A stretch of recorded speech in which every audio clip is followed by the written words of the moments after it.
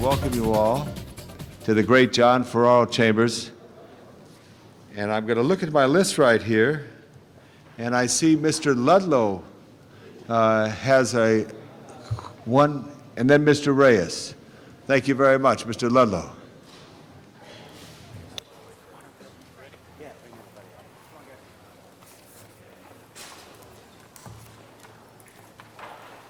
Come on up, gather around, gather around. Come on in, squeeze in.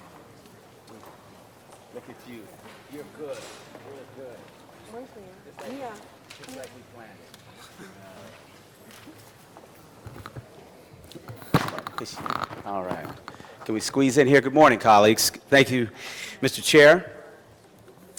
I'm honored to be here this morning. I have the distinct privilege of recognizing the outstanding accomplishments of a group of high school students who have finished the Youth and Gang Violence Intervention Specialist Training Program at the Edmund G. Pat Brown Institute of Public Affairs, as well as gang intervention workers who have come into various organizational work. They've already attained the title of intervention specialist, and we wanted to take a moment here as the City Council to recognize not only their accomplishments, but the work of Bill Martinez and the Unity Collaborative in helping to put together this exciting program. As many of you know, the Ad Hoc Committee on Gang Violence and Youth Development has been examining for the last 2 months ways that our city can more effectively address the issue surrounding the gang problem here in Los Angeles.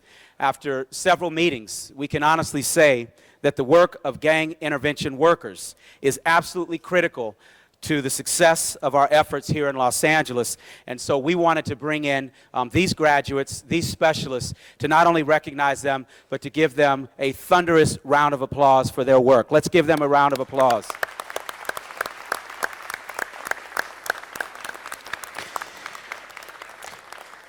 These specialists engage in a vocation that can create a life of promise and fulfillment and literally help to save human life.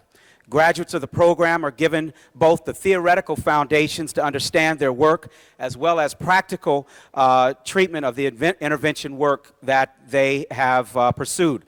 Preparation in organizing, counseling, and leadership are all hallmarks of this program. As participants, they learn to polish existing skills that they have, but also develop new skills that they may not have attained as growing up. They have the opportunity to explore various techniques used in the past to deal with gangs, and also are encouraged to develop new techniques and paradigms for future gang work in various communities throughout Los Angeles. On April 10th, this past Sunday, Leandre Hewitt, or The Rock as he was known, who is a program graduate working with Unity 2, was killed due to a gang disturbance.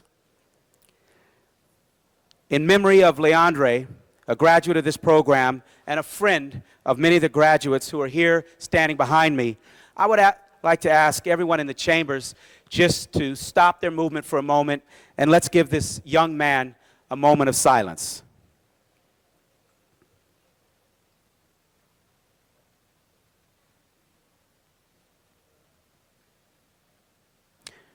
Thank you. Essentially, the Youth Gang Intervention Specialist Program is designed to improve the quality of services provided both on the intervention and prevention side, and today's honorees have demonstrated leadership skills and responsibility in improving the community. There's a lengthy list of the graduates. We're going to be providing each one of them with a certificate here in a moment, but I'd like to ask Bill Martinez to make a few comments about this program and the graduates. Bill? Thank you, Councilman. I think in honor of The Rock and in his memory, we'd like to dedicate these classes of graduates. We hope that it helps us all in the future to rededicate ourselves to the work, the effort that we're putting into trying to stop violence in our streets. And we thank the city for its continued support for intervention and for this program. And we hope you understand and recognize the value it provides to the communities that they serve. Thank you. Thank you, appreciate it. And so very quickly, We're going to read these names because I think it's important as they're standing here that they hear their name and that they know that you know who they are. We'll hold our applause until the end.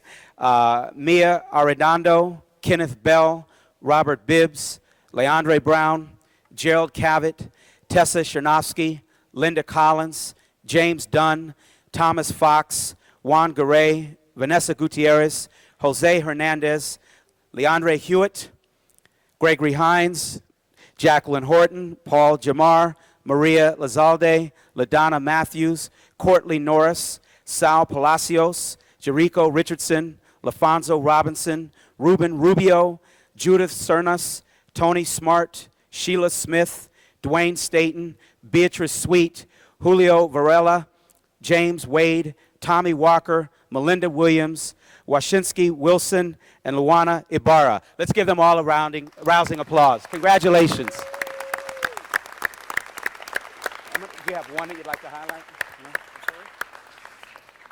So on behalf of the City of Los Angeles, I'm going to present one of these, and just so that everyone can see them, we wanted to present this on behalf of the City Council in great commendation of your countless hours dedicated to hard work and accomplishment to complete the Youth Gang Violence Intervention Specialist Training Program with the Edmund G. Pat Brown, who was a great Californian, at the California State University. Congratulations and the best of luck on your continuing success. The City of LA recognizes and appreciates and applauds your dedication to the preservation.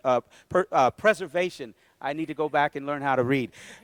Preservation of peace and healing in our community. And I'm going to present this on behalf of the entire group. Each one of you will get one, but she's the lucky number that we pulled up. Melinda Williams, congratulations. So, Bill, we're going to move all back. So, go ahead. And Mr. Ludlow, thank you. Now, are we going to ask this distinguished group maybe go to the back and present them? way. And They're then on I'm their going to way. call on Mr. Reyes, and then you come in after that. So if we could do that right now, because Mr. Reyes has one that he would do, and then we'll come right back to you. It will work out.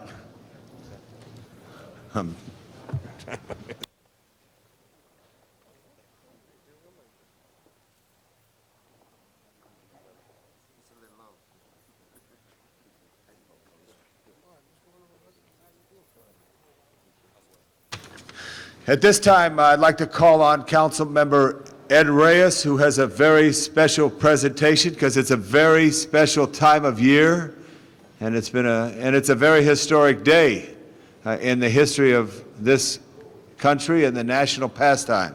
Mr. Reyes. Thank you, Council President Labange. This is a very important day today. Buenos dias, members of the Council. Today, April 15, 2005, where the mayor and this city council has declared Jackie Robinson's Day in the city of Los Angeles. Jackie Robinson, folks. Let's get a round of applause.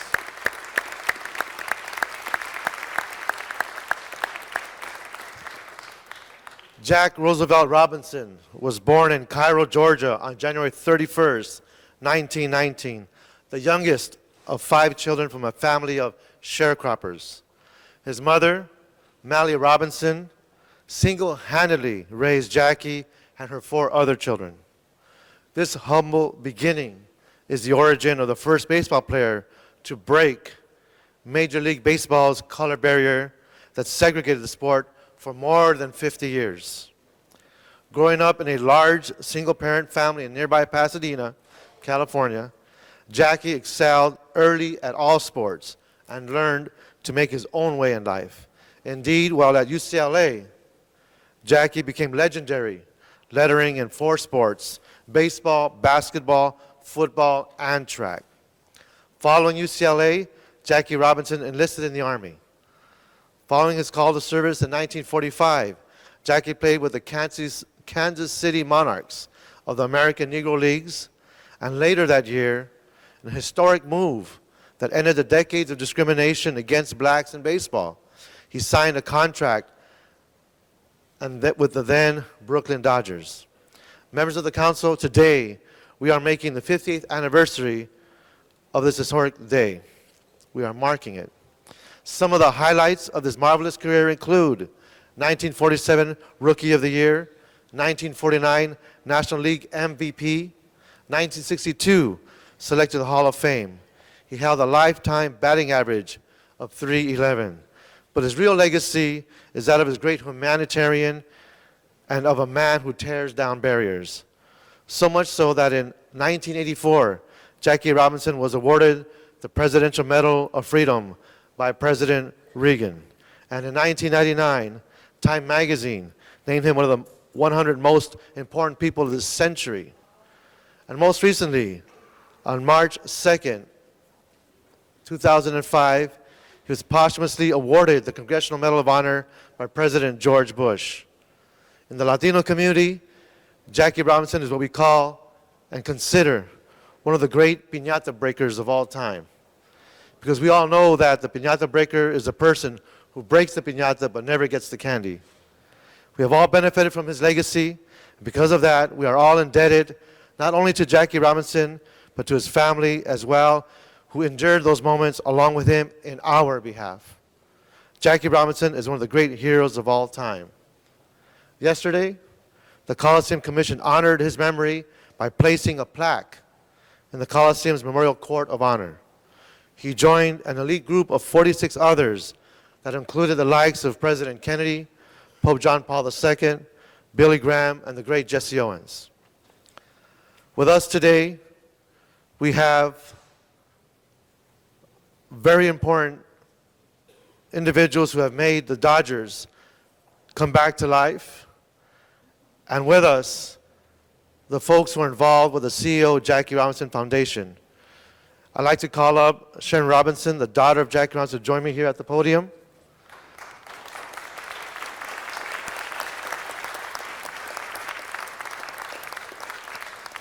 We have with us Dalla Britton Baeza, CEO, Jackie Robinson Foundation. Please come on up. Bill Dozier, Diana Rodriguez, Gary Schuler, Barbara Gothard, Casey Burns, John Young, Earl Heath, Rita Long, Mary Horn, Calvin Dunn, Sean McCoy, Michael Coulter, Robert Cambridge, Bill Richardson, and of course, Frank and Jamie McCourt of our beloved Los Angeles Dodgers, who will be honoring Jackie Robinson today by wearing Brooklyn uniforms in their game against the San Diego Padres at Dodger Stadium. But before we ask Frank and Jamie to come to the microphone, I'd like to ask our Council President Alex Padilla to come on up and share a few words.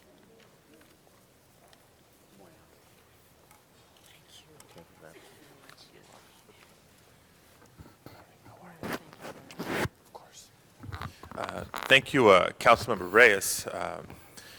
And this is indeed an honor to be able to be part of this presentation. First things first, if you have not seen the sports page today in the LA Times, if you have not read the Bill Plaschke column, you need to do so. Because on this day where we do commemorate the 50th anniversary of Jackie Robinson breaking the color barrier in Major League Baseball, there's a lot that I've heard and that's been said about Jackie Robinson and the occasion, what it's meant for baseball, what it's meant for our country. And as a baseball fan, you realize what it's meant for the sport. But I think in the interview, one of the rare interviews with Jackie's wife, she really captures the spirit of what the occasion meant. She really captures the spirit of what Jackie Robinson was about. And you know, my congratulations to the Los Angeles Dodgers, because as you read that article, you'll know that she wouldn't have allowed this type of celebration or commemoration if it wasn't done the right way, in a way that was respectful for the occasion, in a way that was respectful for the progress it allowed, not only in Major League Baseball, but in our country, and in a way that we're paying tribute tonight with the many statues that capture the spirit of Jackie Robinson. Sliding into home plate, eyes focused, spiked high, and proud to be in a Dodger uniform. So it's a big day in the city of Los Angeles. As Councilmember Reyes mentioned, he was honored yesterday with a plaque installation over at the Coliseum. We're here in council chambers this morning, and I know there's some festivities and ceremonies scheduled for the game tonight at Dodger Stadium. On my behalf and the entire council in the city of Los Angeles, we're proud to be a part of the proclamation of Jackie Robinson Day in Los Angeles. Thank you so very much.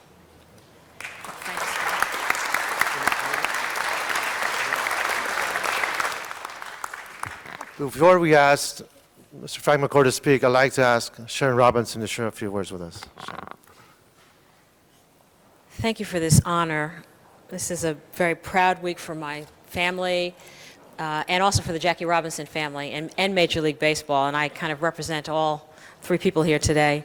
I want to thank council members, the McCourts for their support and their wanting to honor the Dodgers and my father's legacy in a strong and continuing way. In fact, I think Mr. McCourt has an announcement to make about that. Also, it's especially proud for us because my mother and my father are local residents. So to have this honor occur in Los Angeles is especially good for us. I'm here today with Della Britton Biazza. She is the president of the Jackie Robinson Foundation. And whenever we do a public event, the Jackie Robinson Foundation benefits as well. And we are increasing our presence in Los Angeles. So we're very happy to open an office in Los Angeles and continue the family legacy here with the Jackie Robinson Foundation. So again, thank you for this. And actually, my mother and I always debate who gets to keep these. And I think I'm going to take this one because it is so beautiful. She got the one yesterday, so I think I can keep this one. So this will go on my wall. It's absolutely gorgeous. Thank you.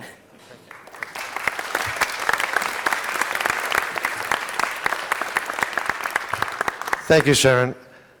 You know, folks, when the McCourts came to town, I believe we could have done a better job in laying out the red carpet for them. But they came in with their chin up. They brought a team to a point where they took the division. This year, despite the negativisms in the media, and I hate the label that they gave them in the press, they don't deserve that treatment. We have a winning team. They went through a lot of criticisms, but now they're winning. And they keep showing Los Angeles what their heart is about, what their team is about. And I believe their support of Jackie Robinson, the foundation, and all they've been doing for our communities shows a real spirit of what Los Angeles can be. And I want to thank them for their boldness, for their risk-taking, and for the genuine, classy presence they've brought with all the renovations and all the changes, and for all the greatness they've brought to our city, and more importantly, how they've been serving our communities, the local communities, and as much as the region. I want to thank them, and I want to introduce Frank and Jamie McCourt. Thank you. Thank you. Good morning. Council President Padilla, Council Member Reyes, Council members one and all, Sharon, members of the Jackie Robinson Foundation, and distinguished guests.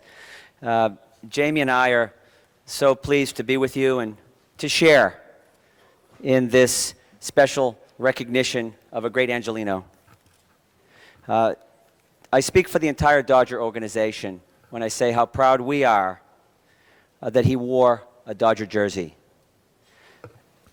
He thrilled countless fans over the years with his exploits on the diamond. But it's really what he did off the field in literally changing the face of this country that we're here to celebrate today.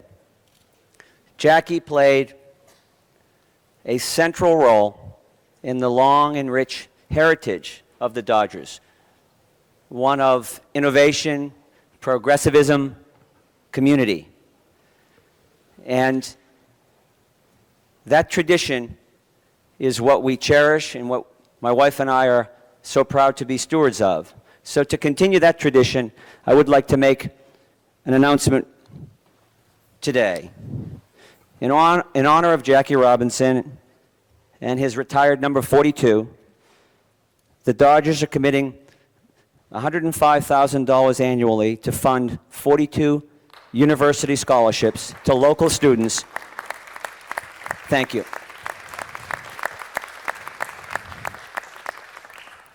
This new program, the Los Angeles Dodgers Team 42 Scholarship Program, will further our support of the Jackie Robinson Foundation in that they will be administering these scholarships, and this is a growing relationship that we look forward to building with the foundation, and I'm pleased to be able to share this news with you today. So thank you and have a great day.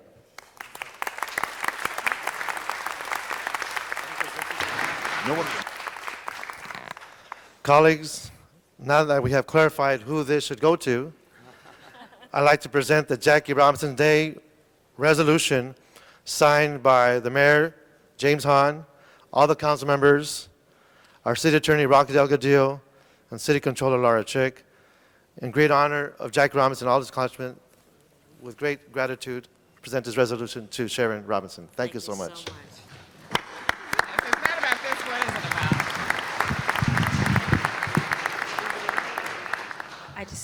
I needed to say one more thing. Thank you so much for this honor. But we're often asked about how my father would feel about the decreasing African American participation in Major League Baseball. And here with us today, one of the responses I have is that Major League Baseball does have a very exciting program called it's Reviving Baseball in Inner Cities, and his RBI program. And the person standing behind me, John Young, can you step up? I just wanted to recognize John Young because he is one of the people that's responsible for turning that trend around. John told us the other day that he has a young baseball player, a straight A student, going to Stanford, or will probably go to Stanford, who will also probably have to have the choice of being drafted, right, John? That's right. Or going to Stanford. So, of course, I said, we'll encourage him to go to Stanford first, and he can play baseball later, but I don't know if that's going to happen.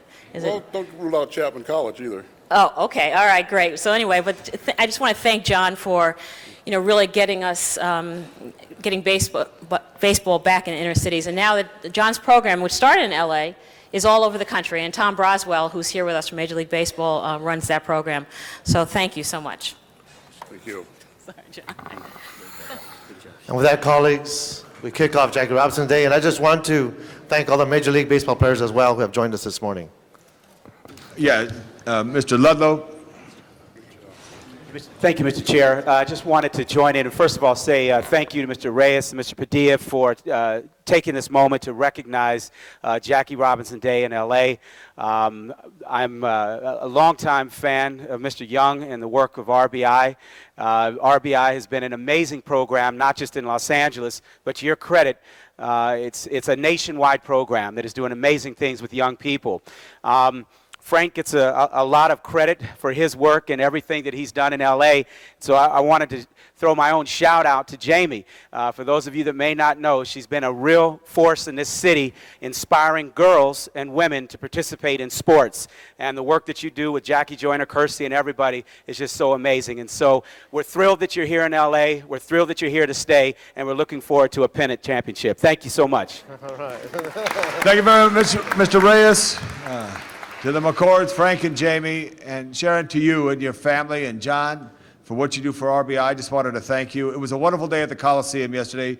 I know Councilmember Parks and Councilmember Perry were there, and it was a great celebration. And God bless your mother. And I have a little loaf of pumpkin bread for her, because she's so special. And Ray Barlett says hello, the man who introduced your mother and your dad. He couldn't get here from Pasadena, but he wanted to send his regards. Congratulations. Thank you. Thank you, Tom. I wasn't sure going to throw the bread or the ball, so thank you. Don't give me an idea. Okay. Thank you very much. I'd like to call on Mr. Ludlow at this time.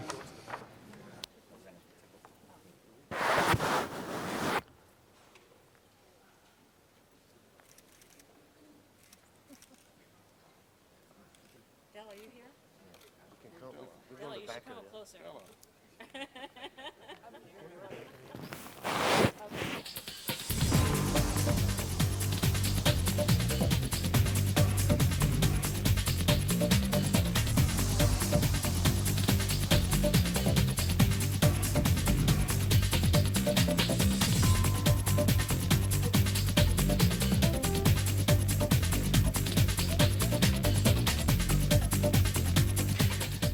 Thank you, Mr. Chair. And I'm going to ask Councilmember Labange to join us here at the podium.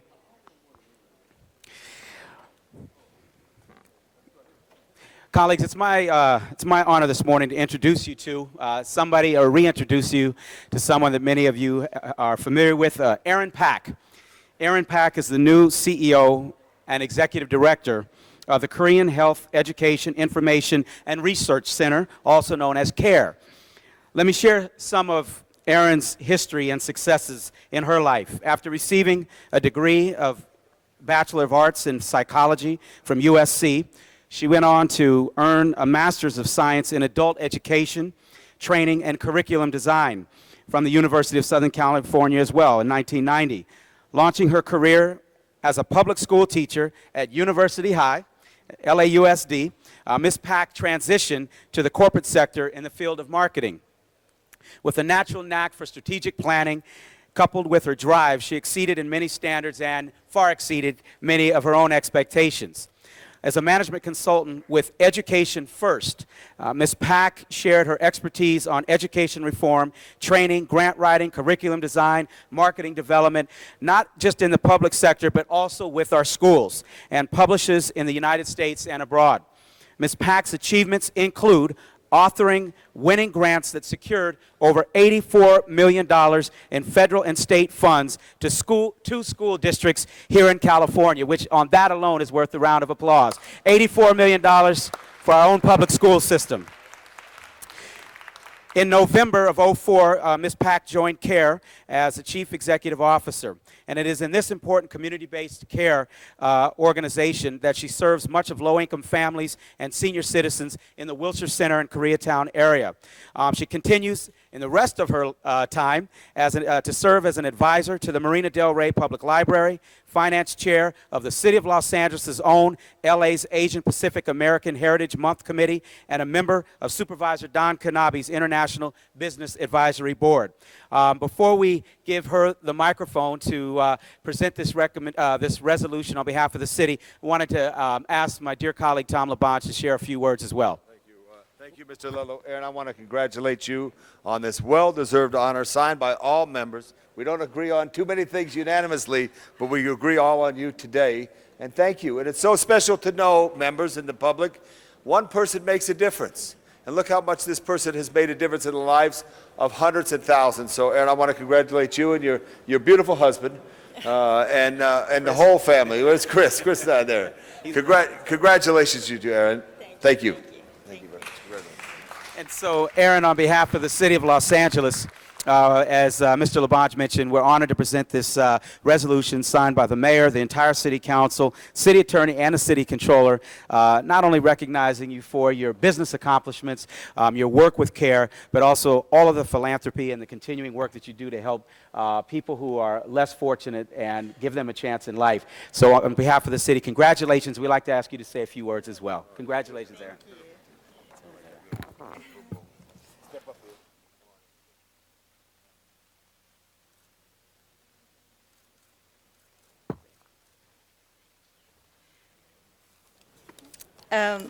I'm extremely humbled to be here today on behalf of the CARE Center. Since 1986, CARE has strived to address a critical need for culturally and linguistically sensitive health care and human services. In addition to operating 2 adult day health care centers where we provide care to frail seniors and serve them 2 hot meals daily, we also run a medical clinic as well as a human services center in the Wilshire Center, Koreatown area of Los Angeles. Regardless of our location, every single council district is represented in our patient and client base. Though we're surrounded by the beauty and the wealth of Hollywood, unfortunately there are approximately 100,000 uninsured Koreans and Latinos living in and around our service area. Currently, we serve approximately 10,000 patients annually from our 2 exam room clinic.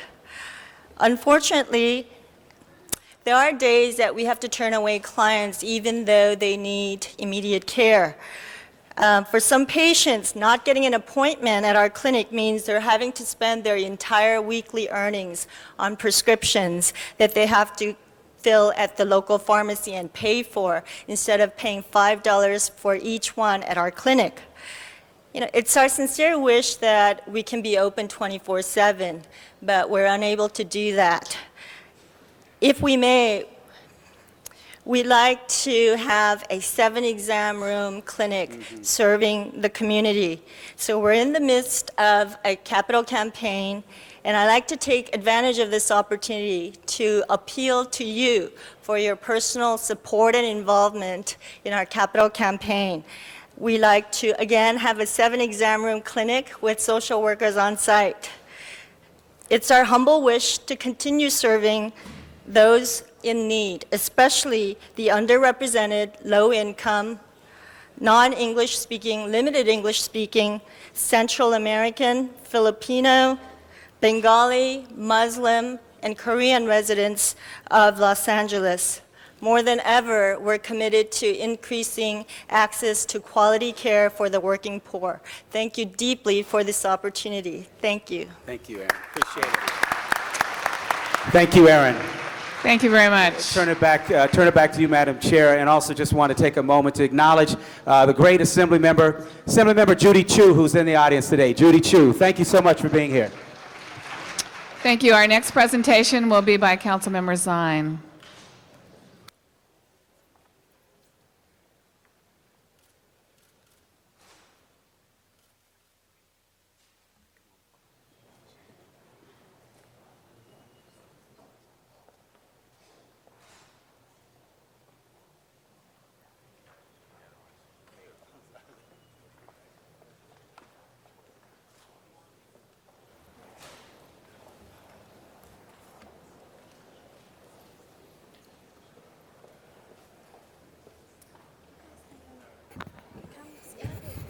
Stand with your general manager.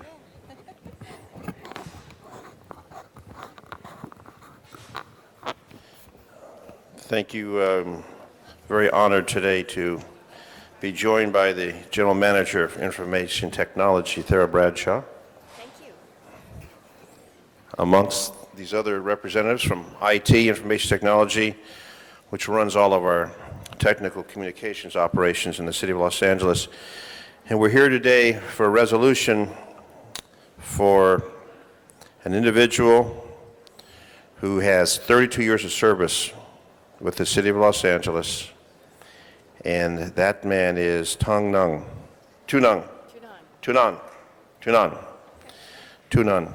Born April 7th, 1945 in Burma. Attended Methodist High School, Rangoon Institute of Technology, University of California, received a bachelor's in engineering and a master's of science in engineering. Began a career with the City of Los Angeles Information Technology on October 1st, 1973. That's when we used to have the 2 cups with the wire connecting. First as an electrical engineering assistant and soon promoted to communications engineering associate, March of 79. Communications engineer, January 85.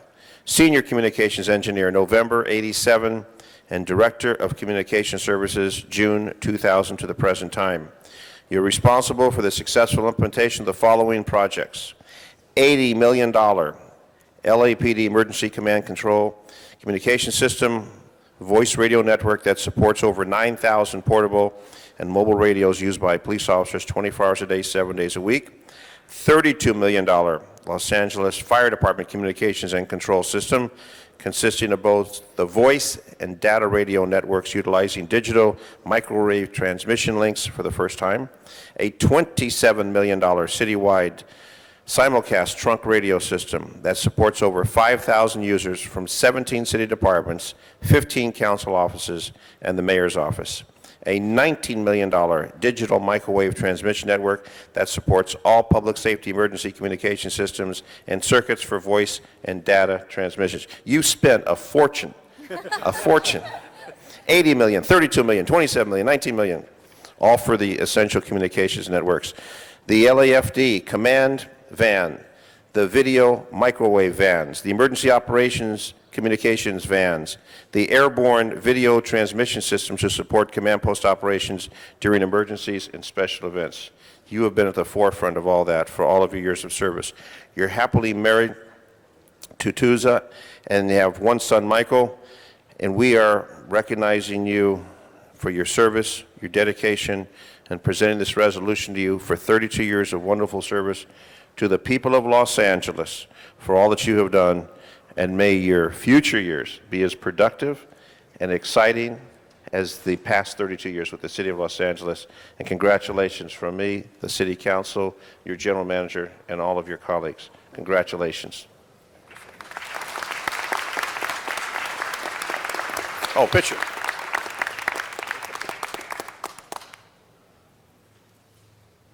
And the General Manager is going to say a few comments, and then we'll give you the microphone. Thank you so much.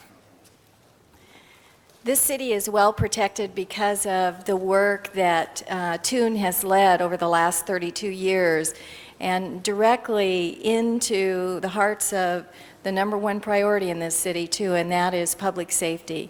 But one thing you may not know that goes beyond the city, in the national and international roles that I've had the opportunity to serve, I knew Toon long before I came to Los Angeles 3 years ago. Toon is a national and international leader, and in one association that extends to 34 countries.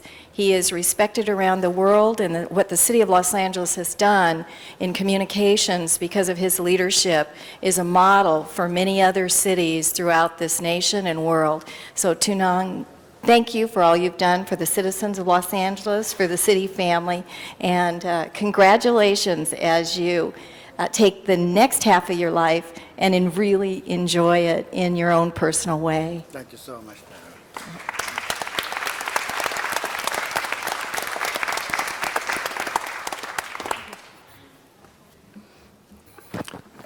Honorable Council President and members of the City Council, thank you so much for giving me the opportunity to serve the people of the great city of Los Angeles.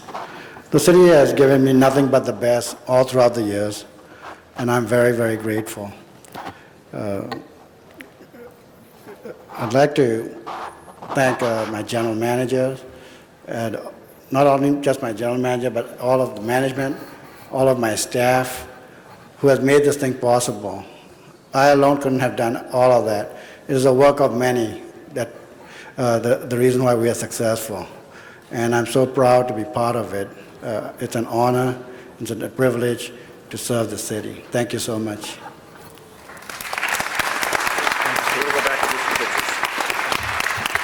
Thank you, Madam President. Let's go back for some photos. Thank you. Mr. Clerk, let us call the roll, and let's go through the agenda items before we return to special presentations for the day. Cardenas, Garcetti, Gruel, Han, Labange, Ludlow, Miskowski, Parks, Perry, Reyes, Smith, Villaraigosa, Whiteside, Padilla, 13 members present and a quorum, Madam President. All right, then council is in session for today. Let's go through the agenda. First order would be approval of the minutes. Mr. Smith moves, Mr. Reyes seconds. The minutes are approved. Commendatory resolutions for approval. Those are also approved. On the regular agenda, items 1 through 5 are street lighting district improvement items. Notice for public hearing. Council should continue the hearing and ordinances to May 6th. All right, we will continue the hearing on these items to May 6th without objection. Item 6 is a public convenience or necessity item in Council District 9. A motion is required to grant the application. Item 6 is now before us. I don't see Ms. Perry. Let's hold that on. Ms. Perry, did you have a motion on item number 6? Yes, Madam Chair, thank you very much. We have gone through good negotiations. This is on-site with conditions and support from LAPD as well, and I would ask my colleagues to support this and approve. All right, we have a motion for the approval of the public convenience and necessity. Open the roll, close the roll, tabulate the vote. 13 ayes. That is approved. Items 7 through 12 are items for which public hearings have been held. On item 10, a Housing Committee report has been circulated to all members. Items 7 through 12 are before us. Any specials? Seeing none, We can open the roll on those items, 7 through 12. Close the roll.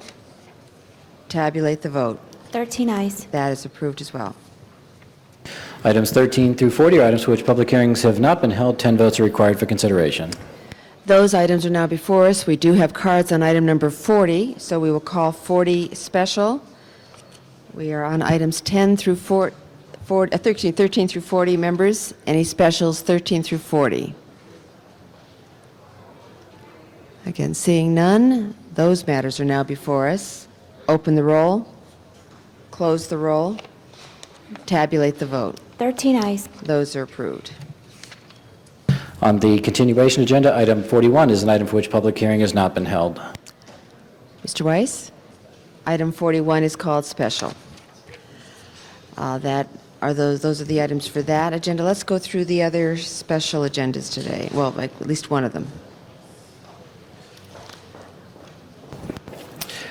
You wish to recess the first meeting? Yes, let's recess the current agenda, the current session, and go into the special council meeting. Cardenas, Garcetti, Gruel, Han, Labange, Ludlow, Miskowski, Parks, Perry, Reyes, Smith, Vidagosa, Whiteside, and Padilla. 13 members present on a quorum. All right, let's run through those items. On the first special meeting, item 1 is an item for which public hearing has been held. This is a Plum Committee report and ordinance revising park fees associated with the subdivision of land. Item 1 is before us relative to a new ordinance. Anyone want to call that special or discuss it? If not, then that matter is before us. Open the roll, close the roll, tabulate the vote. 14 ayes. That is approved. Items 2 through 5 are items for which public hearings have not been held. 10 votes are required for consideration. On item 2, a new ordinance has been circulated that had technical amendments in it. All right, we have item 2, the new amendment ordinance has been circulated. There are no cards, so I will open the hearing and close the hearing on items 2 through 5. Any specials, members, items 2 through 5 on the special agenda? Seeing none, those are before us. Open the roll, close the roll, tabulate the vote. 14 ayes. That is approved. We can adjourn. Could we send 3, 4, and 5 forthwith? We will send 3, 4, and 5 forthwith and adjourn the special council meeting and return to our regular meeting. We have a second special council agenda, but that we cannot begin until 12 o'clock. So we will return to our regular agenda and let us resume our presentations. And let me recognize Councilmember Perry.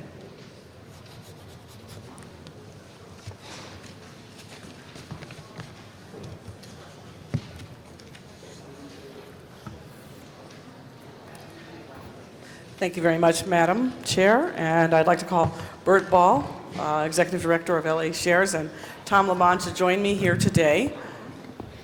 How are you? Thank you. On camera. Yeah, that's great. Well, that's the whole point.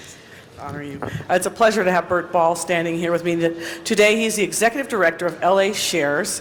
LA Shares is a nonprofit materials reuse program that takes donations of reusable goods and materials from the local business community and redistributes these items free of charge to nonprofit organizations and schools throughout the city and county of Los Angeles. It was established in 1991 and has given away more than $55 million worth of goods to over 2,500 Los Angeles County nonprofit organizations and schools. Through their interactive website, businesses can make donations, and Los Angeles County schools and nonprofit agencies can register for the program, creating a wish list of items that they need. To date, LA Shares has worked with over 1,000 local businesses. By utilizing LA Shares, California businesses adhere to Assembly Bill 939, which requires them to reduce their landfill-bound waste. Last year, LA Shares diverted more than 1,000 tons of goods and materials from needlessly entering local landfills. In 2002, LA Shares was recognized by the United States Environmental Protection Agency as the model program for the United States. In addition, LA Shares has been honored by the White House Task Force on Recycling and the United States Department of Housing and Urban Development for its outstanding environmental achievement. And LA Shares has helped 2,500 nonprofit organizations like Boys and Girls Clubs, Organizations like Habitat for Humanity, Inner City Cultural Center, Union Rescue Mission, San Fernando Valley Child Guidance Clinic, John Marshall High School. Okay, that gives Tom his opening. All right, Canoga Park Elementary School and LA Family Housing, hundreds and hundreds of more organizations. It is the largest single donor also to the arts community, to after-school enrichment programs, to our recreation and parks facilities, to the theater community, and to the alcohol and drug recovery community. So without the support of LA Shares, many of our programs would not be as successful as they are. So I wanted to take this opportunity to personally thank Bert, and he can introduce the person who he has brought with him today, and LA Shares commitment on behalf of the people of our city, and their commitment to families, individuals, and children who benefit on a daily basis as a result of their mission of service. And now I'd like to introduce Mr. LaBonge for a few words. Ms. Perry, thank you very much for that very nice reading of this important resolution for LA Shares. All of our districts, all of the county have benefited from LA Shares, and I remember in the early days, Bert and Al Nodell, who was so helpful to introduce us, and John Ferraro helped and found the spot on Riverside Drive, which is somewhat central to all of our city, where one could come and get off the wall, things that they would either have to pay for. It's helped many nonprofits, schools. I know Mr. Garcetti greatly appreciates LA Shares, as he and I share that part of the city as well. So I'm just so pleased to all of us for what you're about. And may I introduce the great founder of LA Shares, Mr. Bert Ball. And before you do, Mr. LaBonge, we have a number of other council members. First, let me call Mr. Garcetti. Thank you, Madam President, and thank you, council members. I saw Bert on the way in, and LA Shares, for all those folks who are watching on television, website is lashares.org, is that right? lashares.org is not only doing great work in terms of connecting community groups with the resources they need, but in really showing the way of how we can be an environmental city. And Bert and I and LA Shares, and we'll all be working on this together in the coming months, are going to be looking at doing a nonprofit conference here, bringing all those community groups to City Hall. It should be a great initiative, something that we're going to be reaching out to each of your offices to do, hook up different groups with different departments here, bring people from each one of the districts and be able to meet with the council members, et cetera. But it's so much a part of the wider vision that Bert has, and so much part of a wider vision that LA Shares has. And when you see the joy, it's like kids in a candy store when people go to that LA Shares warehouse. And whether it's giving away a piano or whether it's a box of paper or some of the best art prints in town for the best price, LA Shares is the place to be. So thank you for all the great work you do. Councilmember Gruhl. Thank you, Madam President. And I think we met as you were just starting LA Shares, and we oftentimes talk about the fact that common sense, things easily that we could do. You actually said, isn't this a great idea that we can help all these nonprofits be the repository for many of these donations, and to be able to reach out into the entire city of Los Angeles. And so you really become a model of how to do that. And I think in a couple of weeks, or we might have already had it, my nonprofits from CD2 are coming to visit, to do their shopping. But most of all, what you do is help people in the city who otherwise might not be able to provide their services because they don't have the tools or the office materials, whatever it may be, to actually function. And so LA Shares, I know, does even more than that. But that kernel of an idea, that common sense approach, was really incredible. And so, Bert, I just wanted to stand up as well and say thank you for doing this. Thank you for dedicating your life to this, because I know wherever I go, we're talking about LA Shares. So congratulations. Thank you, Ms. Perry, Mr. LaBonge, for honoring him today. Thank you. Councilmember Reyes. Thank you, Madam President. I recall when Bert was banging on the doors and talking about this great concept a few years back, and now I'm getting letters from nonprofits thanking us for that great service. And I think about Bert and how he was with that passion when he came to the room and said, if we can do this, and we can just give us a site, we can make this work. And I've had the opportunity to go to your center and see all the nonprofits gathering in the driveway, ready for the grand opening. And we get a tour of what's going on inside. See all these boxes of pins and staples and clips and prints and furniture. It makes a huge difference for the nonprofits who are surviving on shoestrings. And the pressures they are under to meet not only the salaries of all the personnel, but to also have that place function on top of the pressures of dealing with all of the crises that these nonprofits are engaged in. Homeless folks, battered children, I mean, on and on. It's just amazing what they go through. And you give that ray of light, you provide that comfort, that support. I just want to thank you because it makes all the difference in the world for so many people who don't have a voice. Thank you so much, Bert. Councilmember Zine. Thank you. Good morning, Bert. You had impact on all 15 of us and thousands of groups throughout the city. I've been to your site 2 occasions. Most recently, I think it was last month, where we had members of the different groups. Tom, you want me to speed up? Tom's going like this. I think he wants me to speed up. Okay, I'll talk real fast. It's okay. I can do it very fast every time. They appreciate it, the Valley Cultural Center, and all the other groups that come participate. And I appreciate, and your assistant, who's always there at the helm, leading the groups through and giving them the information. It helps them financially. All the organizations and the manufacturers that donate the materials that you so freely distribute, it's a great benefit. And if people are not familiar with it, they should get familiar with it because it assists them in delivering the materials, the products, the services they deliver to the community of Los Angeles. So I know the Southwest San Fernando Valley is very appreciative of the neighborhood councils, and I see a neighborhood council person out in the audience there, Jackie Lamenshaw. I saw Jackie somewhere. There you go. There we go. See, you're trying to hide, Jackie, but I can see you. I got those police eyes. We can see everywhere. And I know you were there. So all the groups that come out and participate, neighborhood councils, chambers, schools, et cetera, nonprofits, keep up the good work. It does a great benefit to the people of Los Angeles. Congratulations, and thank my colleagues for bringing you down today for this acknowledgement. Councilmember Cardenas.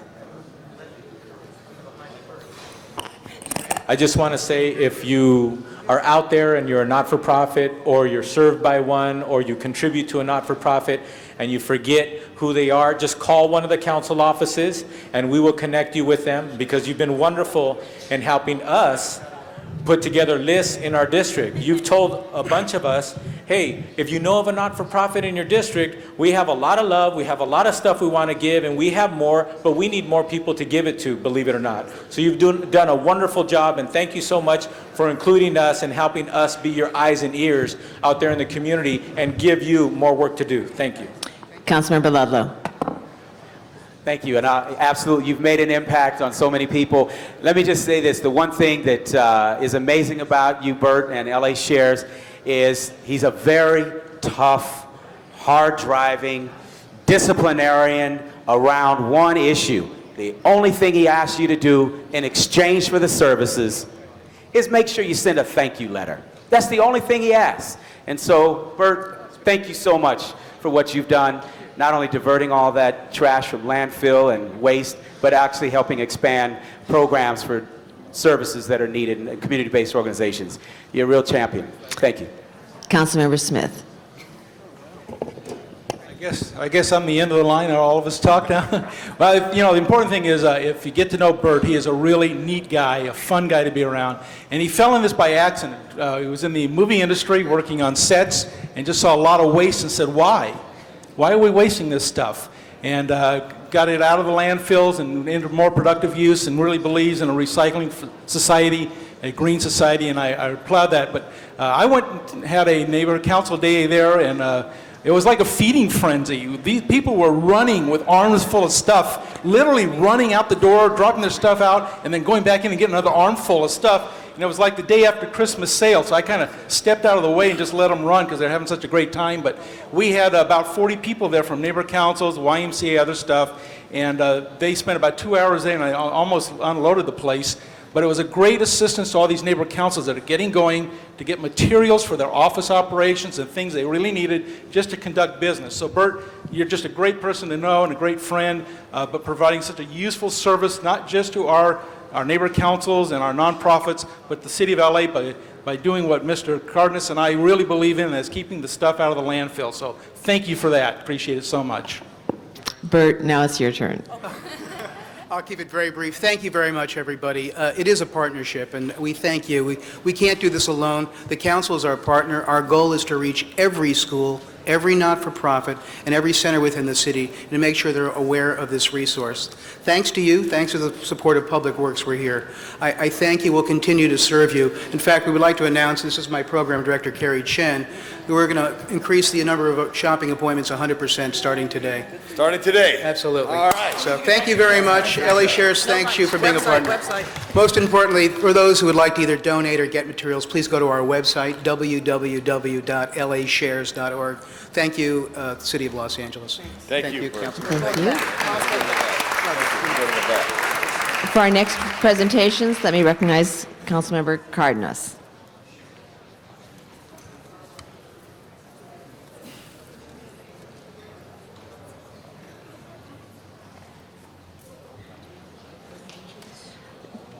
Three more. Thank you, Madam President. I have the honor today to bring forth two wonderful people who have given much of themselves to this great city and our community we call Los Angeles. First, ladies first, I'd like to bring up Deidre Lynn True Scheib. Deidre?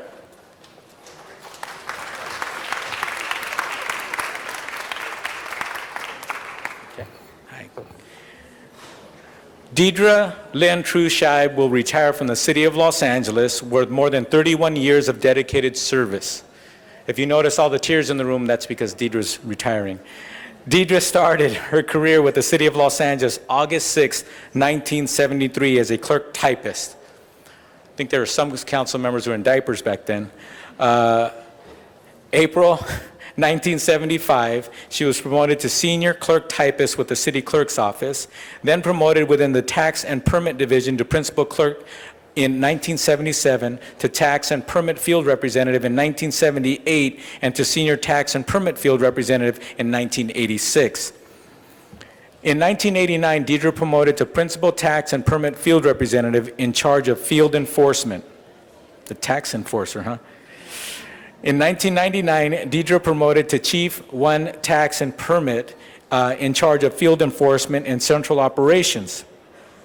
Deidre Lynn True married Gerald Paul Scheib, that's how she got the Scheib name added to her name, professor of art at Los Angeles Mission College, great school, becoming stepmother to Gregory Paul Scheib and Jeffrey Paul Scheib on October 1st, 1983. And on October 25th, 1984, they were blessed with a new son, Adam True Scheib. And with that, I'd like to give Deidre an opportunity to share a few words and say her goodbye to Los Angeles. Yes. Oh, we have somebody else to compliment her as well. Please come forward. I just want to say that Deidre truly has been an asset to the Office of Finance. She was very much involved in implementing many of the business tax reform measures that have been in place here in the city. She was very instrumental in helping us with our LA tax system that went operational in November of 2004. We truly are going to miss Deidre. She will always be in our thoughts, and I just want to thank Deidre on behalf of the Office of Finance for the outstanding work that she's done for our department, and I wish her well with her retirement.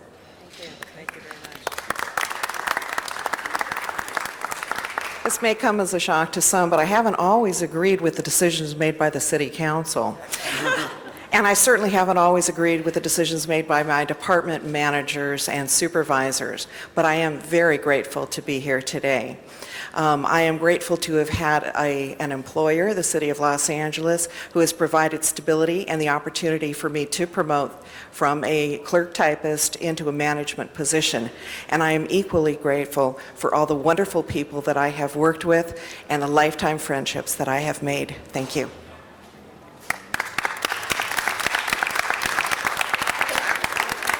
And with that, Deidre, we present to you this official certificate of recognition and appreciation from the City of Los Angeles to you and your family for your wonderful commitment and your work. And it's great to see that not everybody around here is a yes person. Thank you.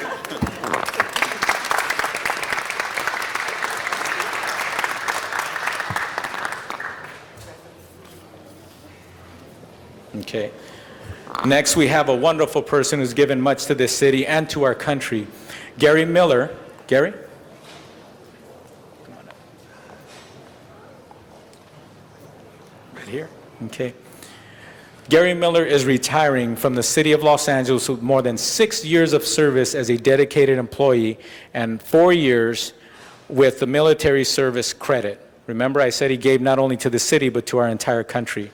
Prior to joining the city, Gary Miller had a 33-year career in the aerospace industry. Gary Miller began his career with the city on March 15, 1999, as an Operations and Statistical Research Analyst 1 with the City Planning Department. Gary Miller promoted to Senior Management Analyst 1 on March 18, 2001, and transferred to the Controller's Office. Gary Miller promoted to Senior Management Analyst 2 on December 14, 2003, and transferred to the Office of Finance. As you can see, Gary has contributed not only to the city in part, but as a whole to many important departments, and he's done wonderful work for the city. With that, unless anybody else is going to add something, okay, here we go. Again, I just want to say that Gary Miller has been an asset as well to the Office of Finance. He was very instrumental in doing the behind-the-scenes analysis of the business tax reform package that was introduced and approved by Council unanimously. And I believe it was because of his efforts that the process went fairly seamlessly. Gary will certainly be missed. I wish we could keep him on board for continuing analysis that I expect with the business tax package, but I know that he wants to move on and retire with his wife. I just want to say, Gary, on behalf of the Office of Finance, we are really going to miss you, and I really wish that there was a way that we could keep you here. But thank you for a job well done, and good luck on your retirement. Gary? Thank you very much.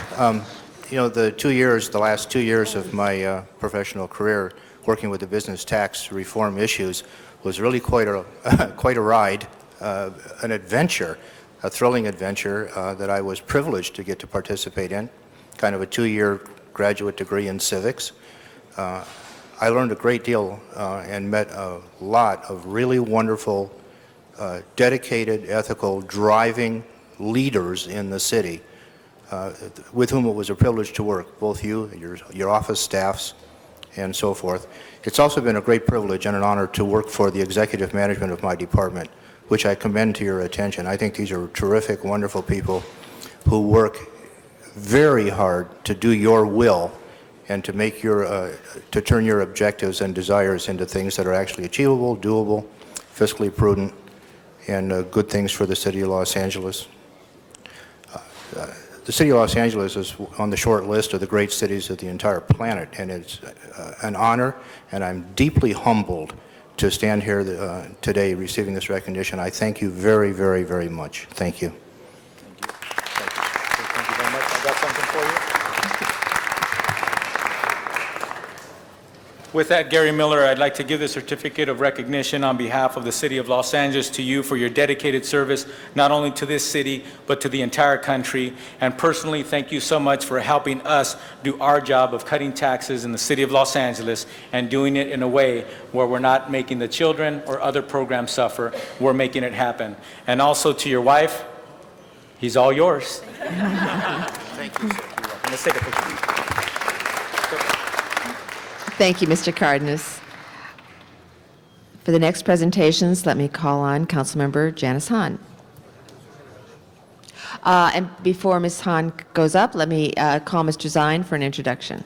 Thank you, Madam President. I see the wave taking place in the back of the room. We could see another wave take place. We are very pleased to have Hale Middle School here with us today. I see a lot of excitement from Hale Middle School. And we have Fern Somoza, the Vice Principal, with this challenging group touring City Hall today. Thank you, Hale, for being here. Thank you, Madam President. Thank you. We have other students here as well who will introduce shortly, but at this point, let me call on Councilmember Hahn. It's the main thing, and hand me the right one.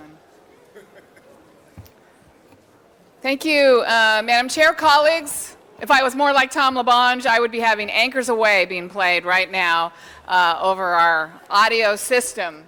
But I'm very pleased today to be a part of celebrating Navy Days in Los Angeles.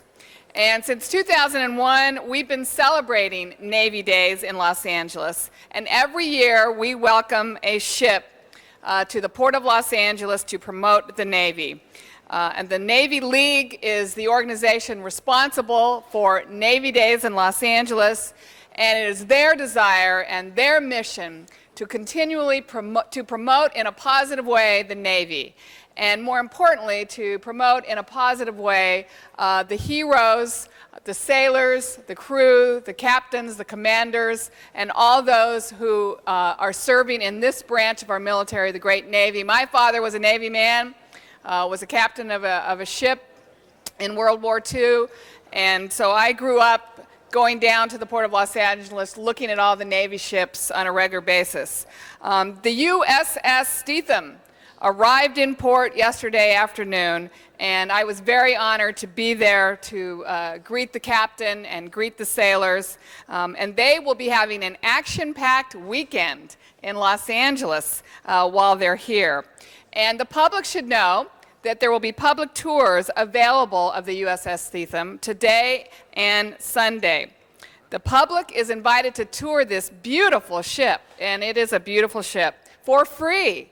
From 8:30 to 11 and from 1 to 4 both days, and it is at berth 46 at the Port of Los Angeles. There are signs pointing the way if you'd like to do something this weekend with your family and your kids.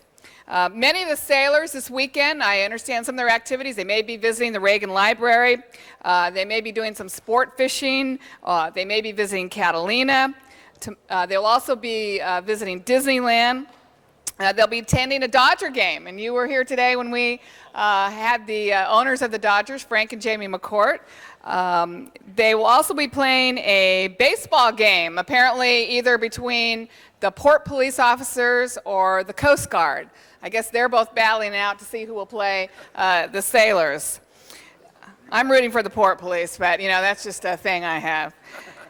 The USS Steatham has made some extraordinary voyages and has received numerous awards over the years, and we're so pleased to have these great sailors visiting us here in Los Angeles. And one of the things that I learned while reading up on the sailors, which I thought was worthy of mentioning, besides their duties in the Navy, besides their heroic adventures that they participate in, the sailors on this ship, when they are in port somewhere, they actually volunteer their time to try to improve the community where the port is stationed. I was interested that while they were in Puerto Vallarta, they volunteered, the steel workers, they're called, donated their time to paint an orphanage. They've also made repairs to local libraries and delivered supplies to handicapped children. I think that is really remarkable that, again, among their beyond their military duties, they do something positive to give back. I have some certificates here, and then we're going to ask some people to say a few words. First of all, I would like to welcome to Los Angeles and present Captain Charles Williams. He's a commander, but he's the captain of the ship, so I understand I call him captain. Is that right? Please. Please, ma'am. Captain Williams, again, welcome to Los Angeles. It was a great thrill for me to get to welcome you as you came into the Port of Los Angeles yesterday. I hope your visit here is wonderful. I hope you remember this with great affection, and we wish you all, your sailors, really successful adventures in the future. Thank you very much. And Ms. Hahn, before you present the others, let me call on the council members who would like to. First, Mr. Ludlow. Pardon me? Actually, since it was pushed, I'll go ahead and say Janice Hahn still the only council member in the country with their own Navy. That's right. That's right. That's We'll be there. I'm going to bring the family. I'm looking forward to it. Councilmember LaBonge. Thank you very much, Madam President, Ms. Hahn. Thank you, Captain Williams, and all the United States Navy, the men and women. We thank you for your service. This is wonderful that you come into the Port of Los Angeles and have this shared with us. And I know I think 2 years ago I came down and visited, and I'm going to try to juggle my schedule tomorrow. But I really thank you all for your service to this country. Being on a ship out in the sea, I've never been, but I know for those sailors it's a different change. I kind of like to move around, and you're confined on that ship, but you're there, you're focused, and you're serving this country. So I just wanted to thank you all the time. Let's hear it for the United States Navy. Woo! And you should have an opportunity to take young Charles, because like I said, I have fond memories of my father taking me down to San Pedro and touring the ships that were down there. So it's a memory maker. I'd like to also present to Lieutenant Commander Gregory J. Zakarski. Welcome to Los Angeles, and I hope your stay here is pleasurable, and we wish you the best of luck and safe travels. And Commander Master Chief David Silver. Commander Master Chief. Thank you. Pretty good. Well, I know, that's a great title. Welcome to Los Angeles, and again, it was a great thrill for me to welcome you all yesterday in San Pedro. I hope your stay here in Los Angeles is fabulous. Thank you very much. And would one of you like to say a few words, Captain? Would you like to say a few words? Councilwoman Hahn, thank you very much, first of all, for welcoming us, and to the entire council and the city of Los Angeles, thank you for having us visit. I'd like to tell you very briefly that we are here for one reason, and that is to see the city of LA and for the city to see us. The USS Steedham comes from San Diego, and we are named after a young steel worker, a young sailor who was 24 years old, Robert Steedham, when he was killed by terrorists in 1985. And he was a steel worker by trade in the Navy, and that's why we call ourselves steel workers today. It's a very diverse group of sailors that I would really love for you all to be able to come down and see. If you meet the sailors, you will know what makes our life in the Navy wonderful. And I want to thank you again for having us visit and take part in Navy Days LA. I'd also like to pay a special thank you to the Navy League and the Navy Days LA committee for setting everything up and having us visit. Thank you. Thank you. And you know, that's what I want to do right now is I want to bring up the members of the Navy League that have been working hard. And again, these men and one woman yesterday, these are former members of the Navy. These guys love the Navy. They remember their service in the Navy, and it is their life's mission to continue in times of war and in times of peace to promote this branch of the military, the Navy. And they work very hard. It is no easy task coordinating, having the ship come into berth in the Port of Los Angeles and then coordinate activities for all of these sailors. So it is a great mission. It's a labor of love. And they do whatever they can to put a great face on the Navy. This helps certainly with recruitment. This certainly helps, I hope, with the morale of the sailors. And it certainly helps us remember the pride and passion that we all have for our men and women who are serving this country. So I really want to recognize Tony Chris, Grant Ivy, Tony Pearson, and I don't think, is Barbara's not here. I want to give each of you, Tony. Yes, ma'am. Tony is a longtime friend of mine. I knew Tony long before I became a council member, but this is a passion of yours that really makes a difference, Tony. It really does. Thanks for doing this. My pleasure. Grant, you do so much work on this. It's really a lot of hard work. But you know what? We hope it pays off. We hope it pays off, again, both for the crew and also for Angelenos, for us to get a renewed sense of pride in the Navy. So, Grant, thank you. And the other Tony. Thank you very much. Thank you so much for what you do. This really does make a difference. Yes, and thank you. And which one of you wants to speak? I'm going to say something. Okay. Yes, sir. What got this started is people from the 3rd Fleet down in San Diego, and we've been very successful in trying to save the Navy memorabilia. And I want to give you, Janice, a piece of the original surrender deck of the battleship Missouri. Wow. And so I was very fortunate to get that when she was on dry dock. But we've always really appreciated the help of the city, and we look forward to many more of these. And the main thing is to have the sailors have a spirit of what we have in the Port of Los Angeles. Thank you. Thank you very much. I will treasure this, and I'll put it alongside. I have a piece of the deck of the USS Los Angeles, which my dad, when he was a councilman, tried to save from being salvaged. And the surviving members of the USS Los Angeles gave me a piece of the deck. So this is this Piece of the rock. piece of the rock. Anyway, thank you. And if you'll join me in the back, we'll take some photos. Or do you want to say something? Okay, Tony. For the benefit of those not familiar with the Navy League, not only do we support the Navy, the Marine Corps, the Coast Guard, and the Maritime Services, and further, this year, Armed Forces Day in Torrance is honoring the Coast Guard. You're all welcome to attend and participate. Thank you. Thank you. So I won't ask who you're going to root for in the baseball game between the Navy and the Coast Guard. Thank you very much, Ms. Hahn. We have Councilmember Padilla for a presentation. Okay, well, I got to get my camera. I got to get my camera. Follow the one out there.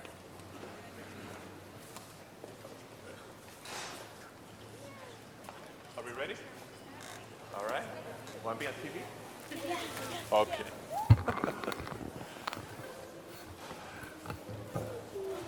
All right. Good morning, everybody. And I want to welcome the delegations that are here from both Dyer Street Elementary School in Sylmar in my district, as well as Noble Elementary School, which serves both the North Hills community and the Panorama City community. Wonderful way to get kids excited, right? Want to be on TV? Want to be on TV? But colleagues, it's my honor to lead this presentation because these kids have really deserved it. They've earned the right to be on TV. They're 4th and 5th graders from Dyer Elementary and Noble Elementary in my district who have successfully completed the LEAD program, which is one of the programs through LA's Best. And it stands for Legal Enrichment and Decision Making. As we know, far too often, there's not just educational challenges going on in our schools, but for the lives of these young people, some social challenges as well as they're growing up. So through this LEAD program, which was developed by the City Attorney's Office and I think facilitated via the Neighborhood Prosecutor, the students learn to fight peer pressure, make important decisions wisely, and focus on their self-esteem as they encounter tough choices between going from elementary school to middle school, some very tough years, as we all know. In the process of this, they've also learned a little bit about local politics. They've been able to speak to representatives of the mayor's office, representatives of my office, and spend some good time with their senior lead officer, who I'd like to come forward to maybe say a few words. Where are you? He's hiding, but he's not shy. Wanted to have him come forward and say a few words because part of the message here isn't just the self-esteem and the peer pressure and how to handle yourself as you're growing up, but how to make sure that we stay in school, stay away from gangs, and stay away from drugs, and lead a positive, healthy, and productive life. So I do have certificates here, one for each of the schools, but I want to ask our senior lead officer to say a few words.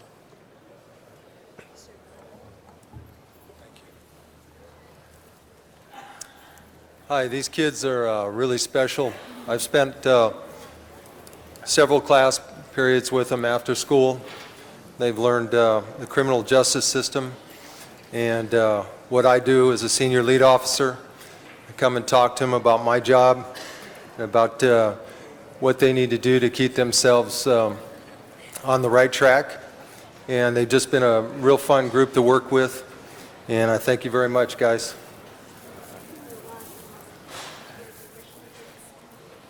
So I want to thank you all too and congratulate all of you for being well behaved this morning. You've earned this and for the important training that you received this morning. Please, let's give the kids a round of applause.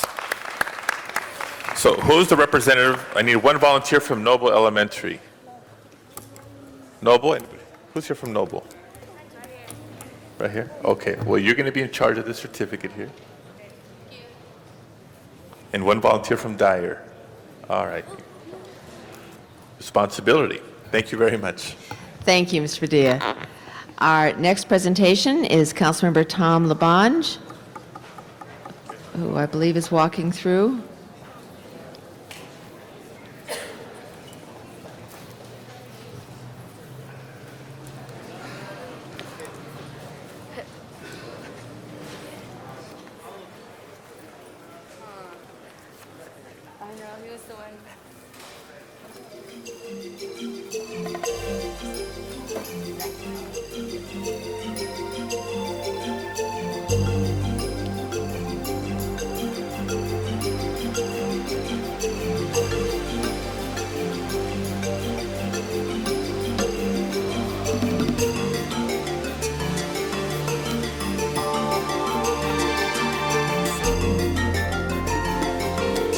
Mr. Labange.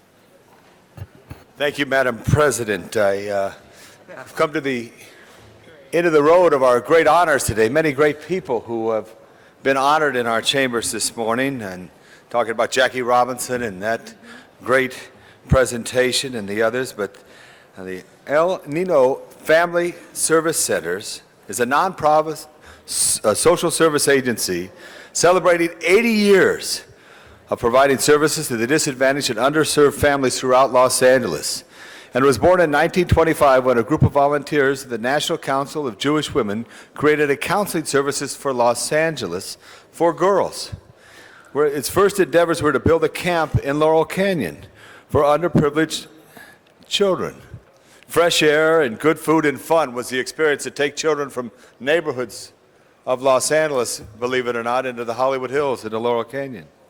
And over the years, El Nino grew and became independent from the National Council of Jewish Women, and created a board of directors as well as developing an arm to fundraise and to be able to have the resources to do more.